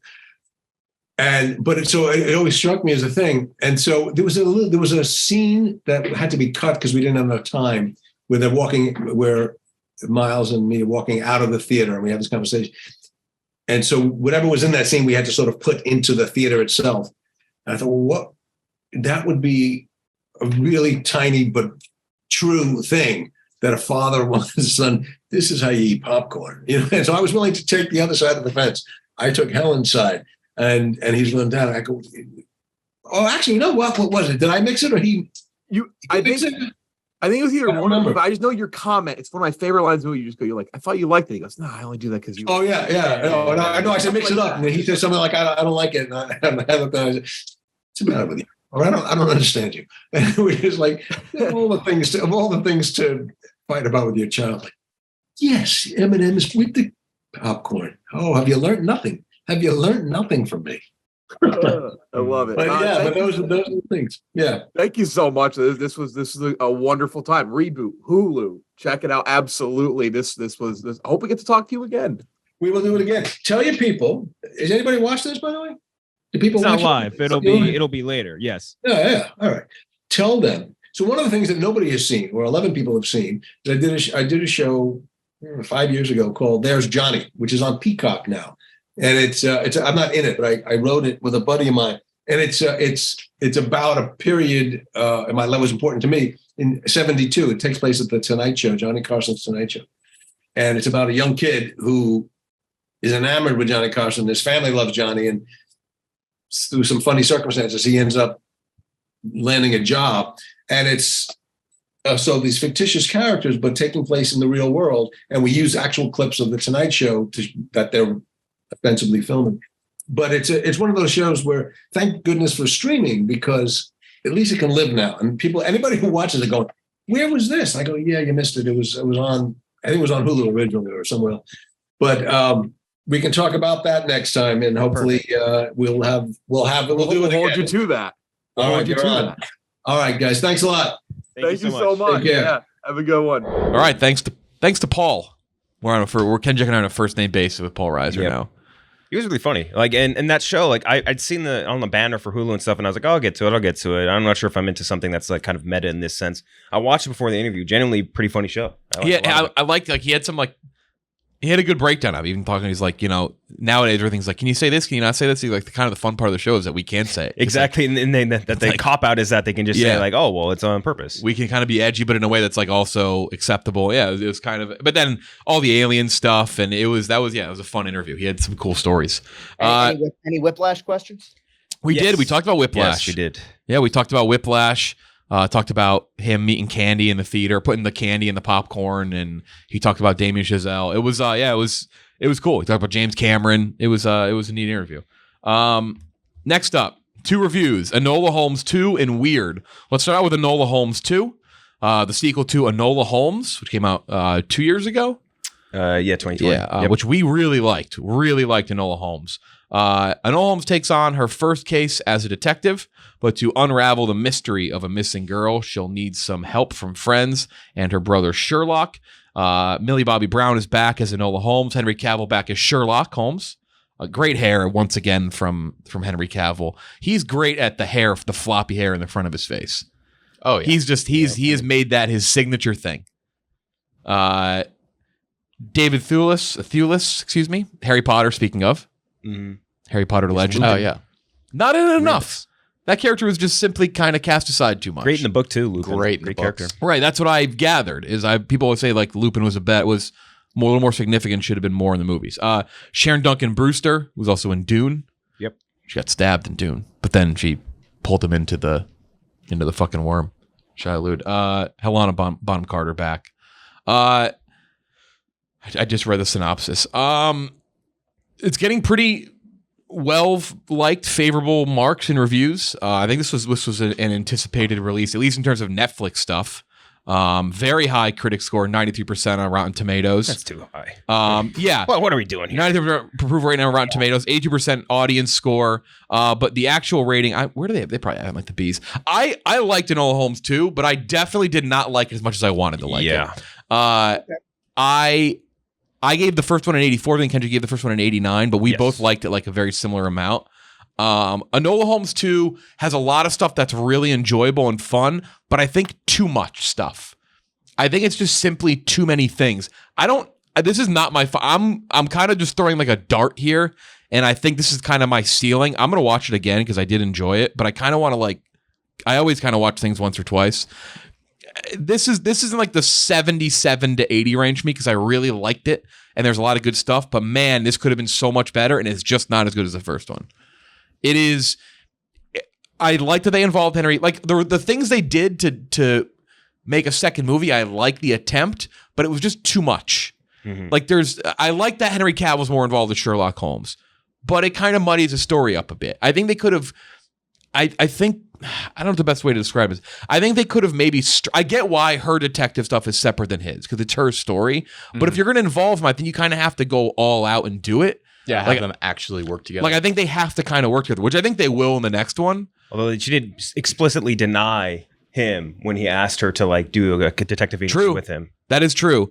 But I think in order to make it work, you kind of have to have them work together. Maybe not the whole movie, and they do work together, but it kind of felt like too many different things happening, and it sort of made it a little unfocused at times, which is weird because what we got, I actually really did enjoy, and I think she's great in the role. Like Millie Bobby Brown's great in it, and I think he's a very fun young Sherlock Holmes too. So yeah, that's kind of my range for 77-80 range. I haven't fully decided where I'm going to land on it yet. But I did enjoy it. I think it's very much worth a watch. And if you like the first one, I do think you will like this though. But I wish it was better. I wish that they've kind of improved on it because I think the pieces they have here are all great. And here's a good mark for it. I'm excited for the next one. Yes, that's what I was going to lead off with. This may not be the best movie ever, but I'm invested in this franchise, and it feels like the actors in the main roles are very invested in it too. Like you can tell Millie Bobby Brown and Henry Cavill are having the time of their lives playing these characters. Like they have fun doing this. Like Henry Cavill, he looks happy as he's ever looked. I mean, I want him to continue to play Sherlock. Fuck all the Sir Arthur Conan Doyle heads who get mad at this franchise. They exist, by the way.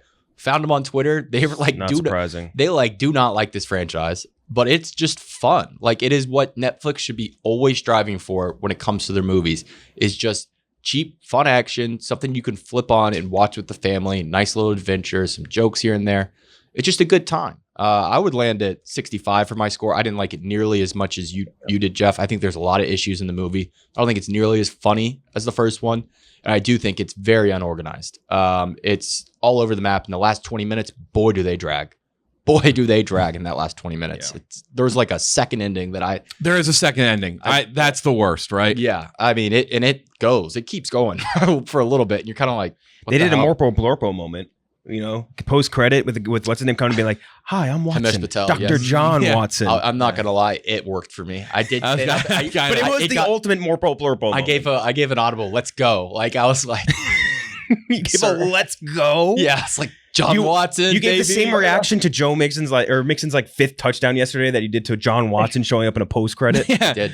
Well, see, the funny thing is when you tweeted that, I was like, well, it can't be Watson then because that's just the most obvious, predictable thing of all time. So I thought it was going to be like, I don't even know. I thought it was going to be like fucking League of Extraordinary Gentlemen type crossover. I thought we were going to get like Dr. Jekyll or Just something. Watson. I was like, oh, well, I was like, that's Gangs just fucking back together. that's Let's Dr. go. Watt. Like, I don't know. I was like, You gotta have Dr. Watson. yeah. I mean, I think he's going to be a good Dr. Watson too. I think that was a nice little scene, but Yeah. Oh, I forgot we have Black Panther tonight. That's totally non sequitur, but I just forgot that we had Also, that the tonight. Hell reveal that bringing in Moriarty this early in the franchise and having Yeah, her that's just a bad get idea. caught immediately, I didn't really love that because She got that away. is like his big villain. Like I feel like they got her way too easy, right? Mhm. She got away. She kinda just- wasn't that the thing they said? gave herself Yes, she to get but- away. But in I the mean, like they newspaper. caught her, okay. more Yeah. or less. Which I thought was a little strange. I didn't think they'd bring her in. I thought that was just going to be a tease during Set the up for the movie next and one. then set up for the next one. But yeah, 65 out of 100 seems like a low score, but it is a very fun movie to watch. If you like the first one, this is worth watching the second one. And I'm excited to, like Jeff said, I'm very excited to see what comes next with Enola Holmes 3 and maybe a Sherlock spinoff. Who knows? Feels like they have something here. Ken Jack, where do you have it? So I landed on a 71. I think that the familiar beats of the movie were still like pretty good. The humor was okay, definitely not nearly as funny as the last one, like you were saying, Gooch. The mystery itself, like, was intriguing enough, especially for one that's not based on any existing Sherlock Holmes lore or anything like that. I think what dragged this down for me watching it from where the original was at was that I got lost in the sauce of like performative posturing a lot, where like the first one, it didn't feel the need to say a lot of things out loud. They just show you, hey, Enola Holmes is a woman that's brilliant, badass, and that's what makes her a great female hero. That's it. Nothing needs to be said. Nothing needs to be put out loud, any of that shit. And this one, they said it in the middle of a women's strike. They make Moriarty a woman that's only evil because women don't get a fair shake. And they changed Enola to being like a suffragette, which also has one weakness, which is a guy and her crush on a boy. Like that felt to me very performative and very gross. And that brought down the score for me a lot.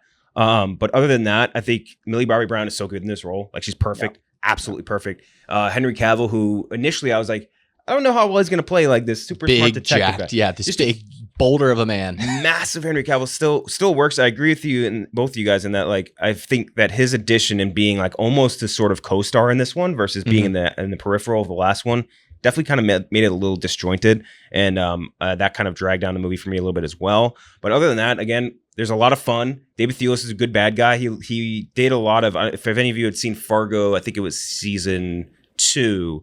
David Thewlis in that, it reminded me a lot of his character in that season. He was awesome. A lot of the other side smaller characters were all good.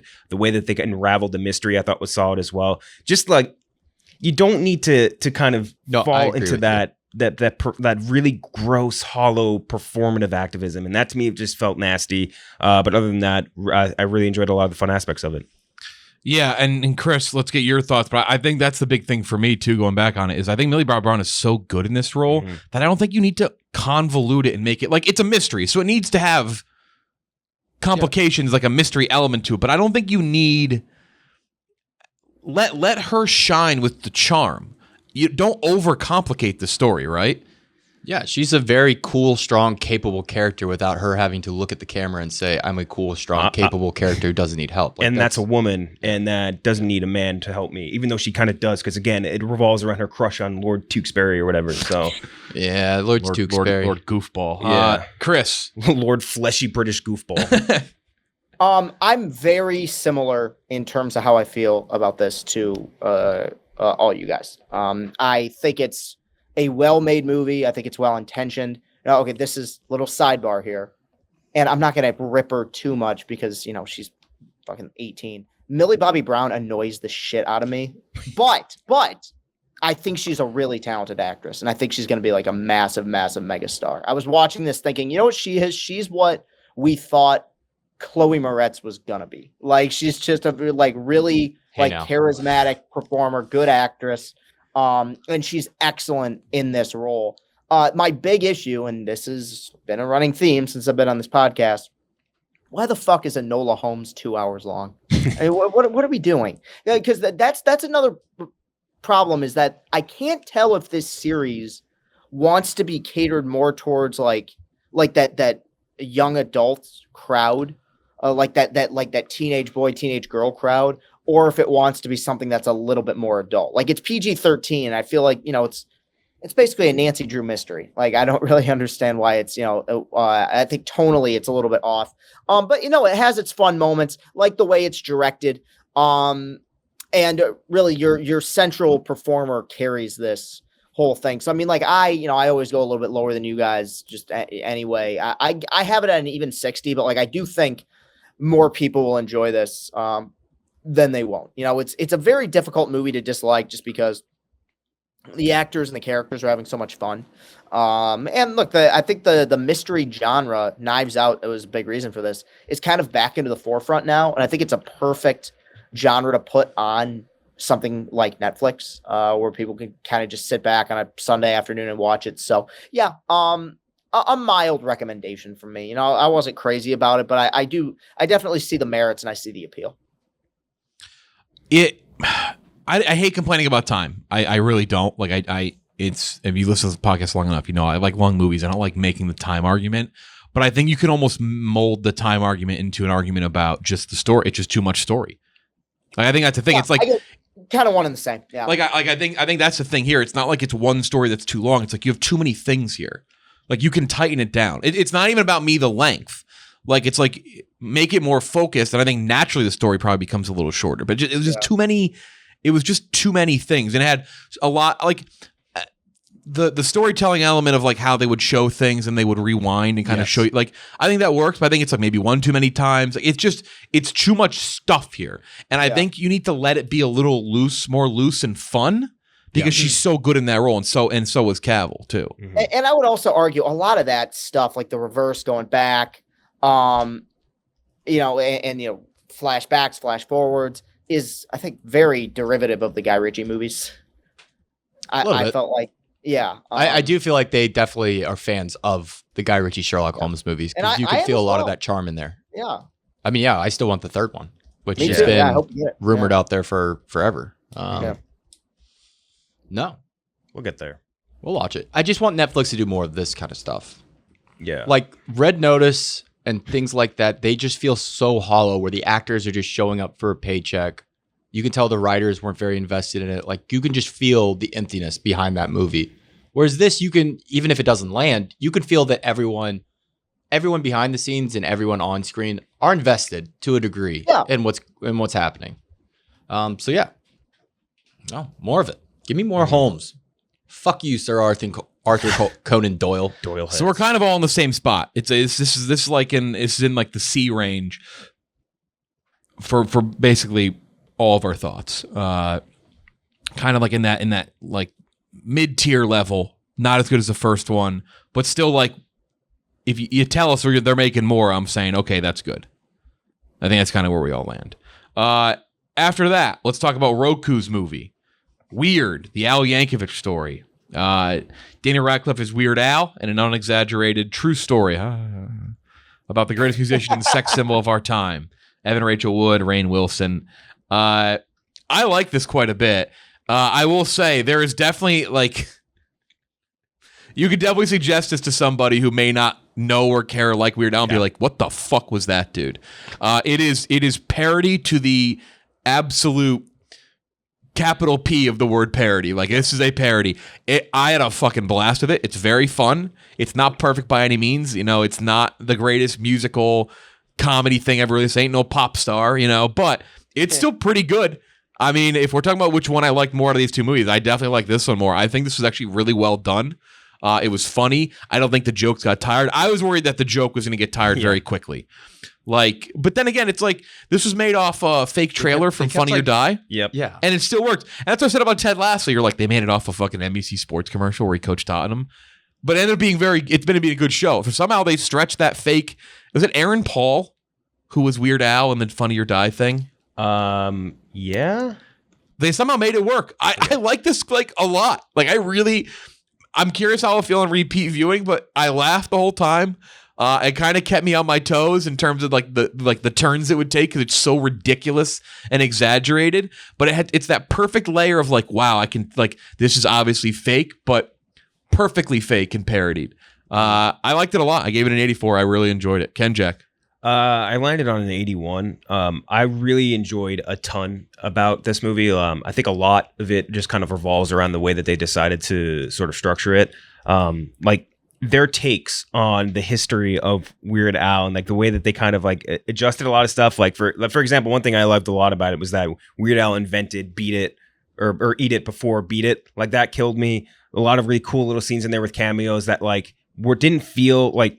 We talked about a minute ago, like Morpo Plurpo stuff, where it's like Jack Black showing up as like Wolfman Jack or some shit. Like all these different characters that like I have to like Google to figure out who they are. But that's fine with a streaming movie, right? Like if this was in a theater, that would be like, it'd be like, I don't know who the fuck Wolfman Jack is. And then, but getting to watch it at home and like look up all these people on the fly was very fun. David Dalmaskin showing up as like the dude from Queen, very funny. All these other little cameos from smaller dudes, they crushed me. Specifically, Evan Rachel Wood, I think, big highlight of this movie. She had just a blast making this. You could tell all of them did, but like you could tell she really just had fun doing a role that isn't fucking Westworld, like doom and gloom. R.I.P. It got canceled. R.I.P. our dog Westworld. Going out with a fart. Yeah.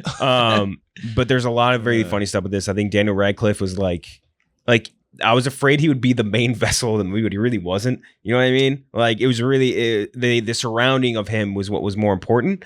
The third act definitely dragged a little bit. Like the first like 2/3 was like very like everything snappy, funny, joke, and then like the third was like a little bit more slowed down. But other than that, very funny. I had a ton of out loud laughs during it all the way throughout. Landing on like I'd say an 80 out of 100 for me. Very happy with how it worked out, especially because I think for us, I don't think any of us expected this out of Roku. Anything from Roku, like their first major movie, and it's just actually pretty good. And especially after their decision to buy fucking the Quibi catalog, I was like, I don't know creatively if these guys know what the fuck they're doing, but I enjoyed it a lot. Yeah, no, I'm actually at the same exact score, 80. Is it the funniest movie I've seen this year? No, but it is very funny, and it gets me to laugh out loud multiple times throughout the film. It's very funny. Like you said, the first 2/3 act, they're just continually raising the absurdity of the movie. And it works. Like by the time you're in, where's Colombia and he's shooting at Pablo, you're just kind of like, all right, this is just perfect. Evan Rachel Wood was born to play Madonna. I don't know if you ever heard her sing actual Madonna. She sounds just like her. That's awesome. It's insane. So she clearly has had this on her radar for a while. Her playing, I mean, basically the real life Madonna, if we want to be honest for a second, the kind of absurd, personal, like just always advancing herself Madonna. Very funny. It's not walk hard, but it is just great. It's a good time if you have Roku, or if you don't, because Weird Al basically said go pirate it. That was very funny. Make sure you watch it, because it's like we don't get a lot of comedies like this anymore. This felt very throwback to the 2008 to 2012 era of Lonely Island. Your walk hards, your hot rods, like it's very absurdist deadpan humor. And it's funny. It's very funny. The Beat It versus Eat It. So very good. She's like, it won't be a problem being attached to that Michael Jackson kid for the rest of your life. Yeah. So funny. A lot of lines that they felt like they teetered on the line of doing LCB 90s episode, but they never passed it. Right. And I think that's my biggest comment of it. Like this, in the beginning, I was like, this is funny. But I had a moment where I go, holy shit, this could get real bad though. I go, this, but it never did. It never did that. Never crossed the line. Yeah. Chris, thoughts? Are you a Weird Al guy? Oh yeah. Is anyone not? I mean, true. I guess that's true. He has to have one of the highest approval ratings of any celebrity. For sure. Like, who in the world have you ever met who goes, I fucking hate Weird Al? Like no one. Do you kick puppies too? Like, you fucking lunatic. But I enjoy this. I was loving it. Like, top 10 potential of the year loving it the first 45 minutes. I was laughing because I'm a fan of silly shit. I just laugh at silliness. Like, a little behind the scenes, to me, the hardest I've ever laughed in a movie theater was the scene in This Is the End where Danny McBride and James Franco are talking about jerking off on each other. The porno mag scene. Like, that's the shit that makes me laugh. And I was laughing so hard at this for the first 45 to 50 minutes. When the guy, what's his name? He was a Polka Dot Man. And David Dalmaskin. Yes, when he shows up, he's like, I'm from Queen. Yeah. I played Andor the bass from in Queen. Oh, Oh yeah, that was fucking hysterical to me. He's like, oh yeah. He's like, I'd love for you to perform at Live Aid with us last night. And he's like, wow, that's something. Fuck no. Get him the fuck out of here. Yorma Tacoma as Pee Wee Herman, by the way. Also, what the fuck? That was hilarious. I really thought the movie was bogged down by the Madonna subplot, and that's not Evan Rachel Wood's fault. She's good and she gives it her all. I just thought that was the movie kept going from one note joke to one note joke, but it elongated that note. Mhm. I felt like, and Yeah. then ultimately you get to the fucking Pablo Escobar stuff. Now I thought the final scene and the final title crawl was really funny. Just because just again silliness. It made no sense. So I mean, it's you guys know my ratings. I mean, I don't even know what to say. To me, it's like Yeah. a 6.5 out of 10. So like to me, it's a 65, but it's a 65 recommendation. Like I do like this movie. I think it is such complete silliness that it's worthy of one watch. I think it's just again a little bit more trimming around the edges, and this could have been like an elite comedy. Mhm. But at the same time, it's one of those weird movies that's tough to judge because the things that about it that don't work, you almost wonder are they intentional? Like, I'll be honest, and I mean this as a compliment, bizarrely. Like, Daniel Radcliffe doesn't even make an attempt to act like Weird Al. Like, he's not good at all. I like that they didn't try to do that, though. You know what I mean? Right, but that's the thing. In turn, it makes him good in the role because they're clearly not trying to. They don't want him to be doing Jamie Foxx's Ray. You know what I mean? Like where he's just beat for beat, capturing the mannerisms. So, another mild recommendation. I do like it more than the previous movie we talked about. I do like it more than Enola Holmes, and I think that mainstream audiences are really going to enjoy this. Mm-hmm. Yeah. The scene, who was actually sneakily kind of good in this in a limited role is Rainn Wilson. I thought Dr. I like Dr. Rainn Wilson. Wilson. was pretty funny in this, specifically the scene where he tries to adopt Weird Al. It's like, just actually Made up with my dad like right 5 minutes ago, and he's like, "Oh, that's okay." Cool. That was That's cool. Yeah. It's good. That shit was very funny. There's a lot of good stuff in this. I like what line really killed, or what part killed me was when he does his genesis. Like, by the way, all the times that they showed the genesis of any of his songs was hilarious. Yeah. But the specifically the one where he did My Bologna or My Bologna, and he sends in. Oh, sorry, am I echoing? Oops. No, it was Nothing? just a Okay. bit of an echo there. Gotcha. My screen cut out. Gotcha. So anytime that they're showing or the time that they showed that when he sends in the demo and he's like, it's not like they're just gonna make it into an instant mega hit that everyone's gonna love, and then a second later on the radio, welcome to this instant mega hit everyone's gonna love. Like that stuff, it just was funny to me, and I think that they found a way to toe that line of absurdity and I don't know, I guess we would call it jumping the shark, in 90s episode LCB, but they towed it well, and I liked it a lot. Just so absurd. Just everything in the bandmates just coming out. He's like, I didn't know you guys could play. He's like, didn't seem relevant. Yep. Didn't seem relevant to the plot until now.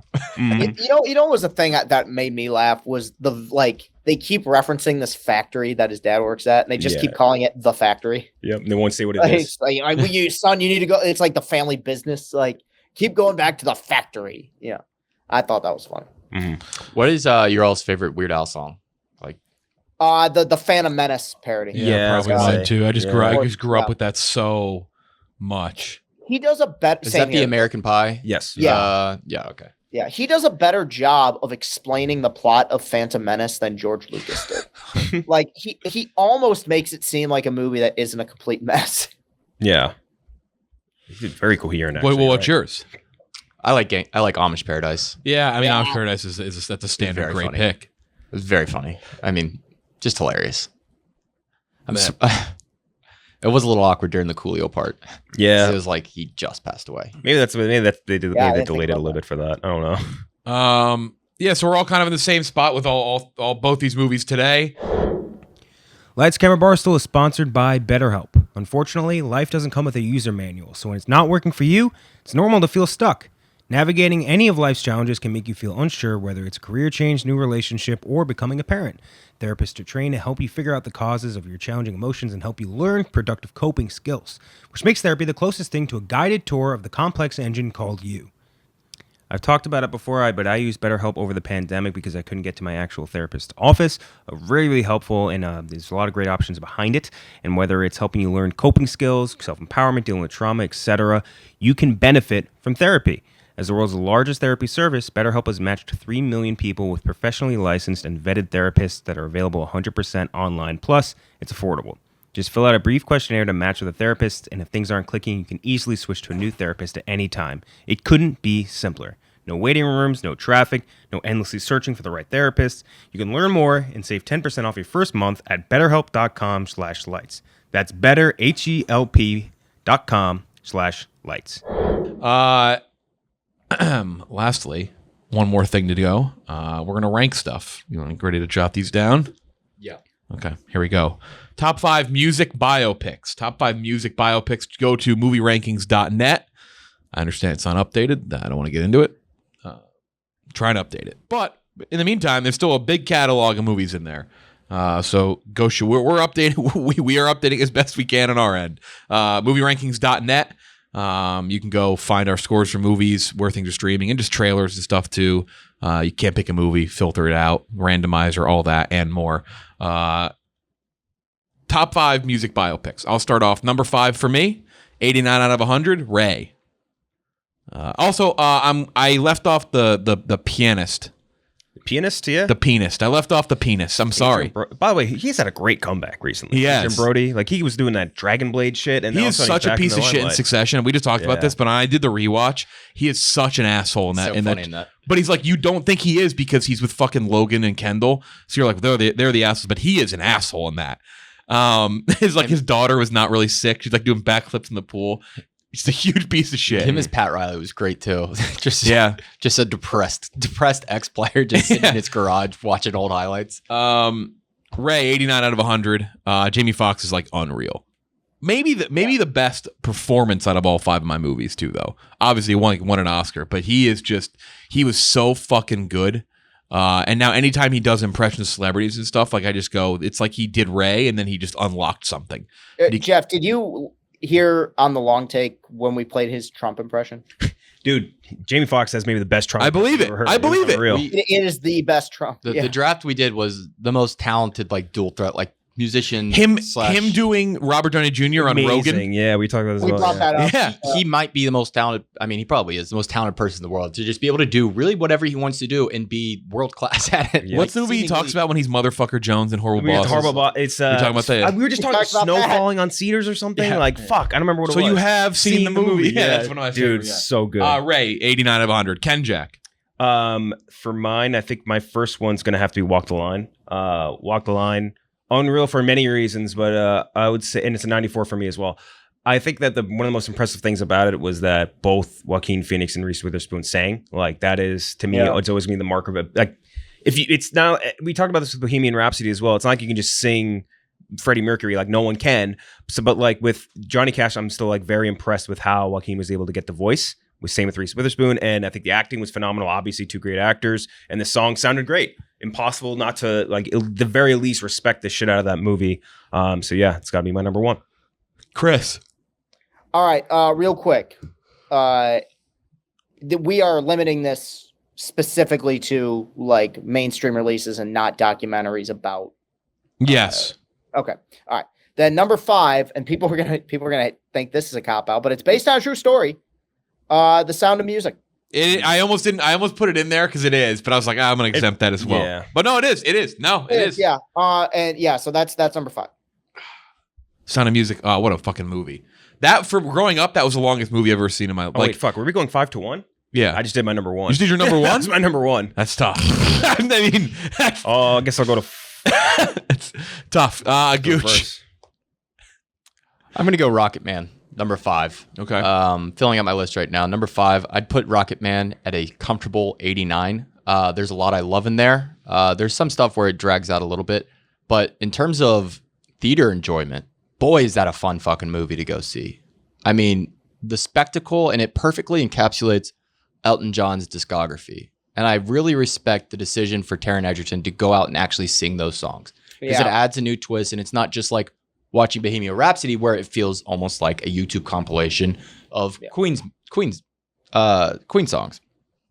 Yeah, I love Rocket Man. I still can't get over the fact Taron Egerton was snubbed out of a nomination that year. That movie got iced. It got iced out of Crazy. everything. Bohemian Rhapsody fucked them over. It did. It was bad timing. If one came out before the other, he would have gotten Rocketman would have swept, dude. would have gotten the attention that Rocket Man. It was so much better in every single quantifiable way than Bohemian Rhapsody.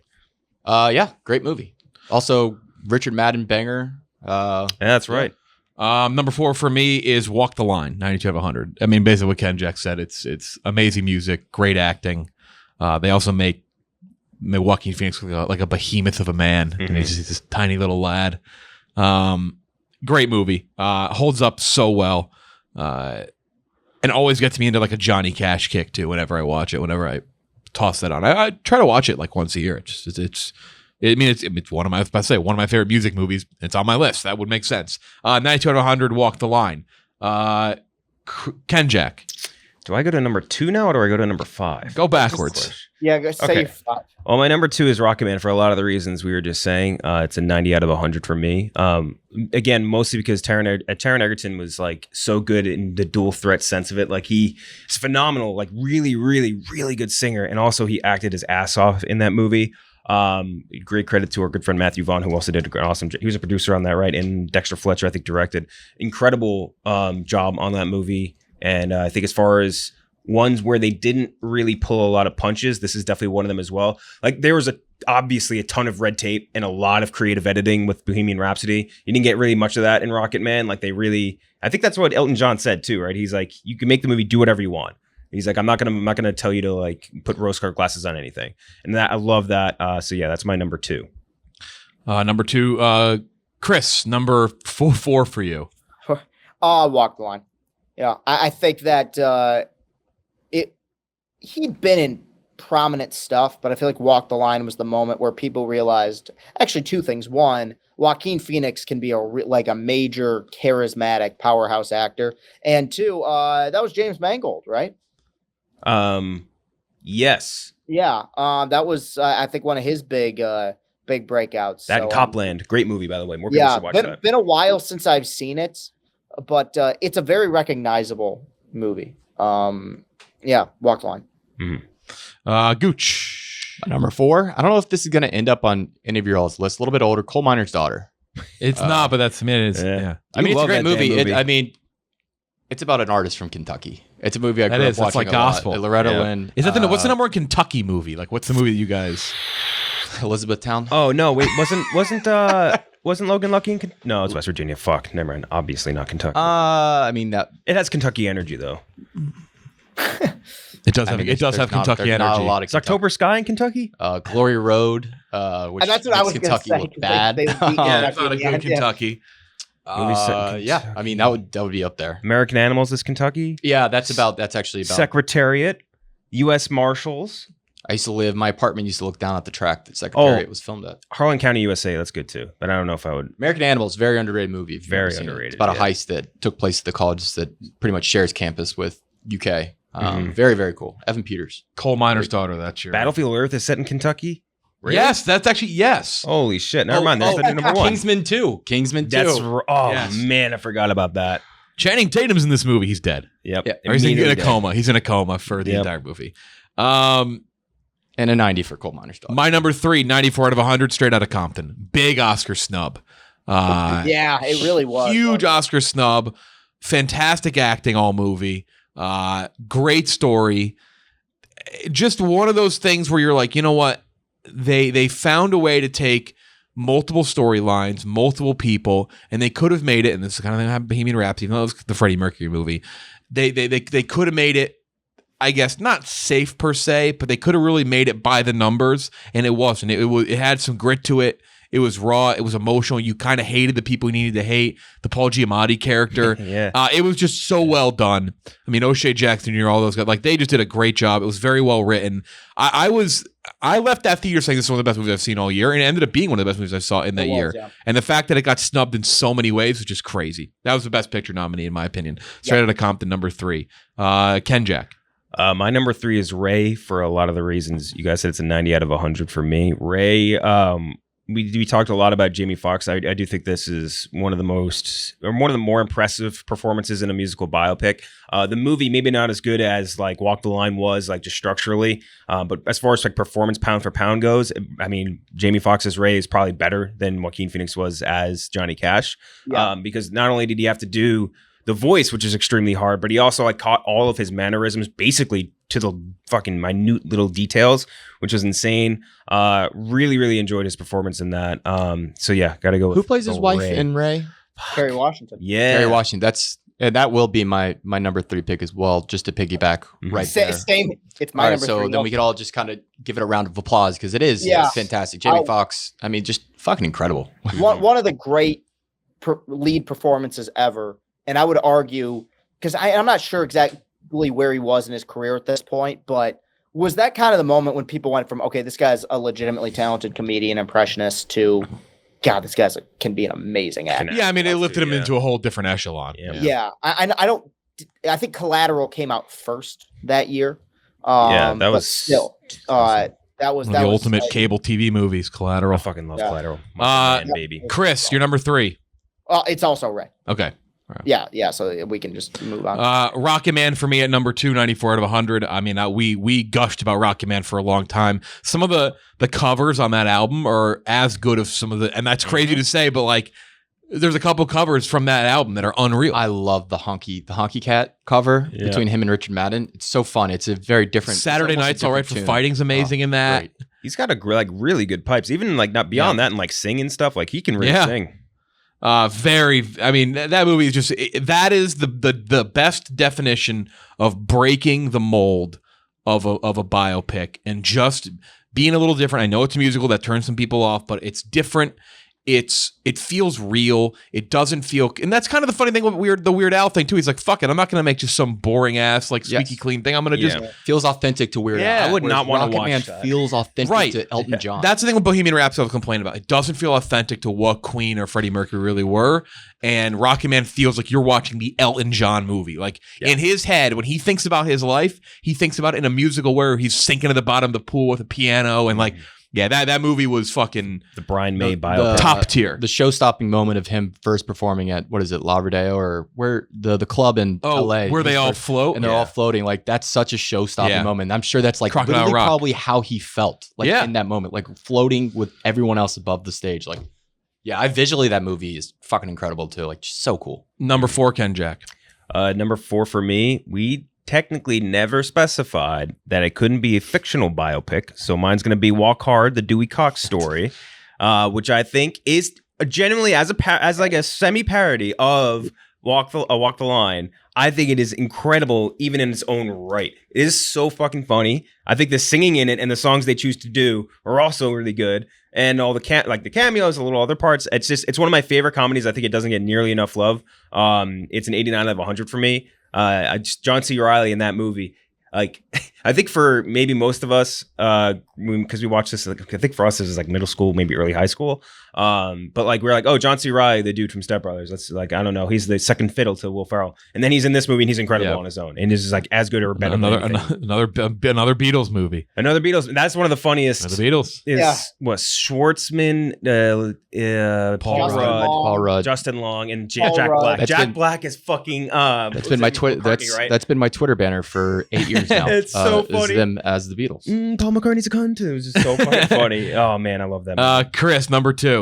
Okay, well, for the record, I didn't think about this. If we're including things that are fictional, my number 2 probably would have been the most recent, A Star Is Born. But we'll overlook that. And this one's kind of flimsy too. But shit, if we can use Dewey Cox, 8 Mile.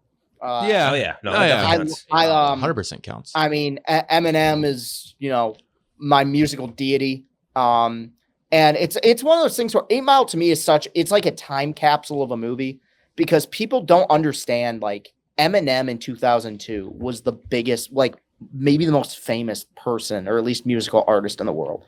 He had the number 1 album, he had the number 1 song, and he had the number 1 movie at the same time. Like, and not to mention what's bizarre is like I know he's playing himself. He is like legitimately good in this. Yeah. And it's really well directed. And truly the final rap battle sequence is like one of my favorite scenes in any movie. It's just so it's like watching a boxing match or something, you know, just the way that fucking final knockout punch he throws on Anthony Mackie. Yep. Is so much fun. Yeah. So yeah, I love 8 Mile. That's my number 2. It in terms of staying power, I mean, there's more songs. Titanic, My Heart Will Go On, maybe. Frozen, Let It Go will always go. But I mean, Lose Yourself is always going to be, in terms of like Oscar nominated songs. I would say in recent history that the 2 you just named, Lose Yourself and Shallow. Shallow, yes. I put Shallow in there for sure. Stay, but like, yeah, I mean, iconic songs, iconic movies. Yeah. Gooch. Number 2, Walk the Line. Johnny Cash, baby. Number 1 for me, 95 out of 100, an ode to our good buddy Trill Ballins, Amadeus. Yeah. Amadeus is, I mean, it's the best picture winner. The fact that I like Amadeus in 2022 is crazy because this is the only fucking thing my music teacher in elementary school ever showed us. She skipped all the scenes you couldn't see. I never knew how like this. I mean, I would have thought this was a G-rated movie growing up, just because like the only scenes I saw from music like class. Fart, and you're like, oh yeah, yeah. So like, yeah. I mean, Amadeus it's a movie where if you've never seen Amadeus and maybe you don't like, and I don't even like older shit. People know I don't like period pieces. I don't like, but there's just. It's a tour de force in every sense of the word in terms of acting and music, and it's just a little crazy. It's somehow the most batshit movie, but not at the same time because he's just such a crazy character. But Amadeus is a movie that I if you want to talk about movies that you hated when you were younger and then grew to love, this is maybe my 1A for me because we just watched it all the fucking time in music class and nobody cared at all. Nobody cared. Now imagine like we'd seen like a Weird Al movie back in elementary school. That'd have been amazing.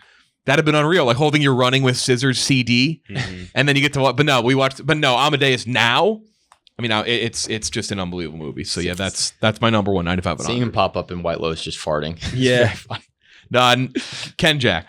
For mine, my last one, my number 5 is Straight Outta Compton. We talked about it a little bit previously. Awesome cast. 2-time LCB interviewee Aldous Hodge really crushed it. Yeah. 1-time LCB interviewee O'Shea Jackson. I don't think either of the other ones are on, but yeah. So like that was just an awesome movie. Really well directed, really well acted, really captured. I think like it's not like I'm like alive and conscious during the time of like any of their musical or the musical career of the group, but like I felt like it captured what I knew reading about them well. So that's my number 5.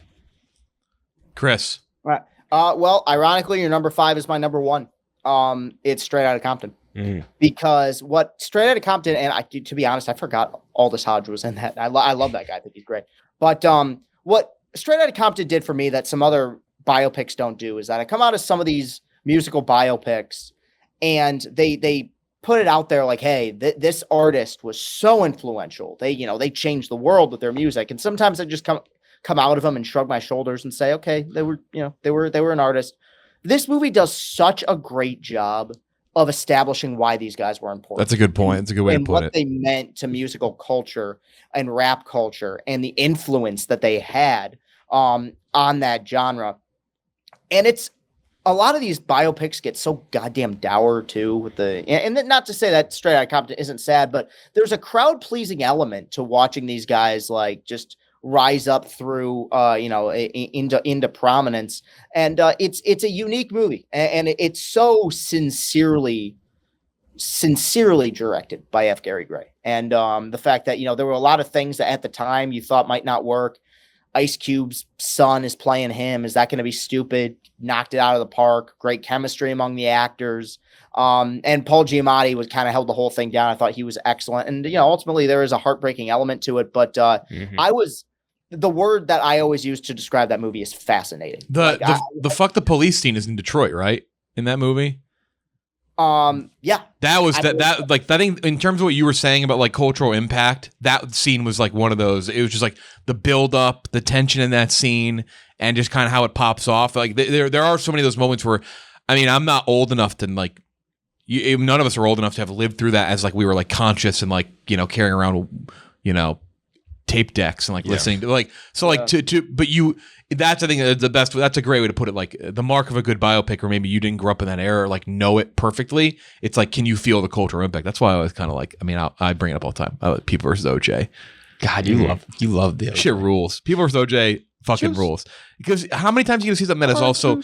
I've never seen anything that is on one hand horrible, but on another hand amazing. Juice, you got to try this new sauce for the Milan movie. They got to make more things like that. Like they got to make more things where like there's something that's objectively. It's the '90s, Juice. Like he is as close to the word objectively terrible as you can possibly imagine. But then you had all the other roles, like the Johnny Cochran's, like everyone outside of the people that were the main focus of the movie or the like show. Courtney B. Vance, unreal. Yeah. Like all that shit was amazing. But then in the same exact show, there was just like dog water. It's the most. Yeah. It's a fascinating piece of like art.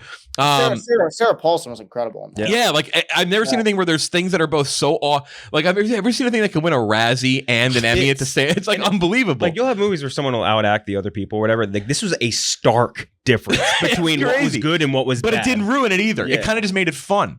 It's a fascinating piece of fiction because you have like Sarah Paulson's good in everything, and like Courtney B. Vance is good in everything, but then you have like David Schwimmer, who I thought was like kind of incredible in it, like despite the memes, like I thought he was actually really good, and then you have fucking Cuba Gooding Jr. as what an absurd cast. One of the most bizarre casting decisions. Like I feel like when they cast him, they were like, all right, here we go, day one, people versus OJ. They go, he just like Ryan Murphy leans over, he's like, we actually cast him as. I said that as a joke. That was who the fuck is he playing? Who the fuck is Cuba playing? Who else did we audition? Nobody. Oh fuck. Number one. What's your number one? Gooch. To Walk Hard. Walk Hard, the Dewey Cox story. I feel like you cheated on that one. I feel like Ken Jack was once it got put on the board and it was available. I feel like Ken Jack was allowed to have it. It was going to be Amadeus, but no, if it's going to be on the board and it's available, I'm taking it because it is one of my 3 favorite. Amadeus, the big Kentucky movie. Amadeus, big time. It's a fucking phenomenal movie. No, I have to go number one. If Walk Hard is on the board, I have to take it as one of my 3 favorite comedies of all time. Probably my most rewatched comedy of all time. Still have the DVD. So fucking funny. So many great moments. It perfectly parodies musical biopics. It nails it. Yep. And you never go more than 2 minutes without laughing out loud in that movie. It's so fucking funny. It's very funny. And just running through every single decade and like completely setting the tone perfectly. Yeah, like the drug bit. There's so many great running gags going throughout. Fucking Jack White showing up as Elvis. Yeah. Oh my gosh. Movies set in Kentucky, Harlan County, USA. Goldfinger. Yeah. That's because they're in Fort Knox. Yeah. They actually fly into the Bluegrass Airport in Lexington. I didn't even think about that. I assume that'd be a set in England. I'm not letting you have that one. I'm not letting Kentucky have that. John C. Reilly looking at a chimp and saying "fuck you." It's an iconic moment. And I need to bring it up too. Phenomenal original music.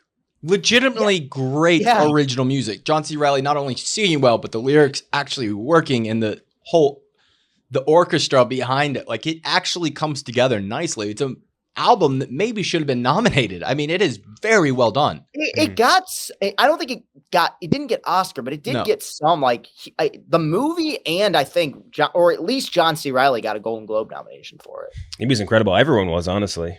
Yeah. I mean, Jenna Fisher's so hot. Yes, she's but also, God. Oh, I forgot. You can't go get double married. The Jizz Man was in that. I forgot he was Dewey's son. Yeah. One of his 80 kids. Frankie Muniz as Buddy Holly. Like Dude, the Beatles sequence in that is so fucking funny because none of these motherfuckers look like they don't even sound like him either. They're just doing they literally just say shit like, "Well, I know this because I'm John from the Beatles." He goes, it's George Harrison. I just sit here with my guitar, silently weeps. Dude, yep. Dude, and I'm Ringo. I'm the funny one. Yep. He's like, you're shit drummer. You're lucky we still let you play the fucking drums. Oh, Margot Martindale. Forgot. Yeah, it was mom. Feels like there's a rift happening in between the Beatles. Yep. That's it. I got nothing else. What's next week? What comes out? Panther. Oh, Black Panther. Black Panther. I keep forgetting it comes out this week too. Yep. And Fablemans. Fablesman, right? Fablemans will probably have to wait a week. That doesn't go wide Is until that this week? It doesn't go wide until Thanksgiving. We'll do Black Panther next week, and then we'll do Fablemans. Actually, very funny. I looked up because I was like, about to put out a list of movies coming out this month, but it's so complicated because of the limited releases in November and this next coming month that it's hard to really pinpoint it. But I was using like a Cincinnati theater as my reference point. So I was like, all right, what will be playing in Cincinnati next weekend? Literally the 3 theaters I looked at, they're just playing Black Panther. There's nothing else playing. There's the every single screen, every single showtime. The Times Square Theater here in Manhattan, it's like 40 showings on Friday. Yep. It's incredible. Crazy. That's it for Chris, Ken, Jack Gooch. I'm Jeff DeLo. We'll talk to you next time.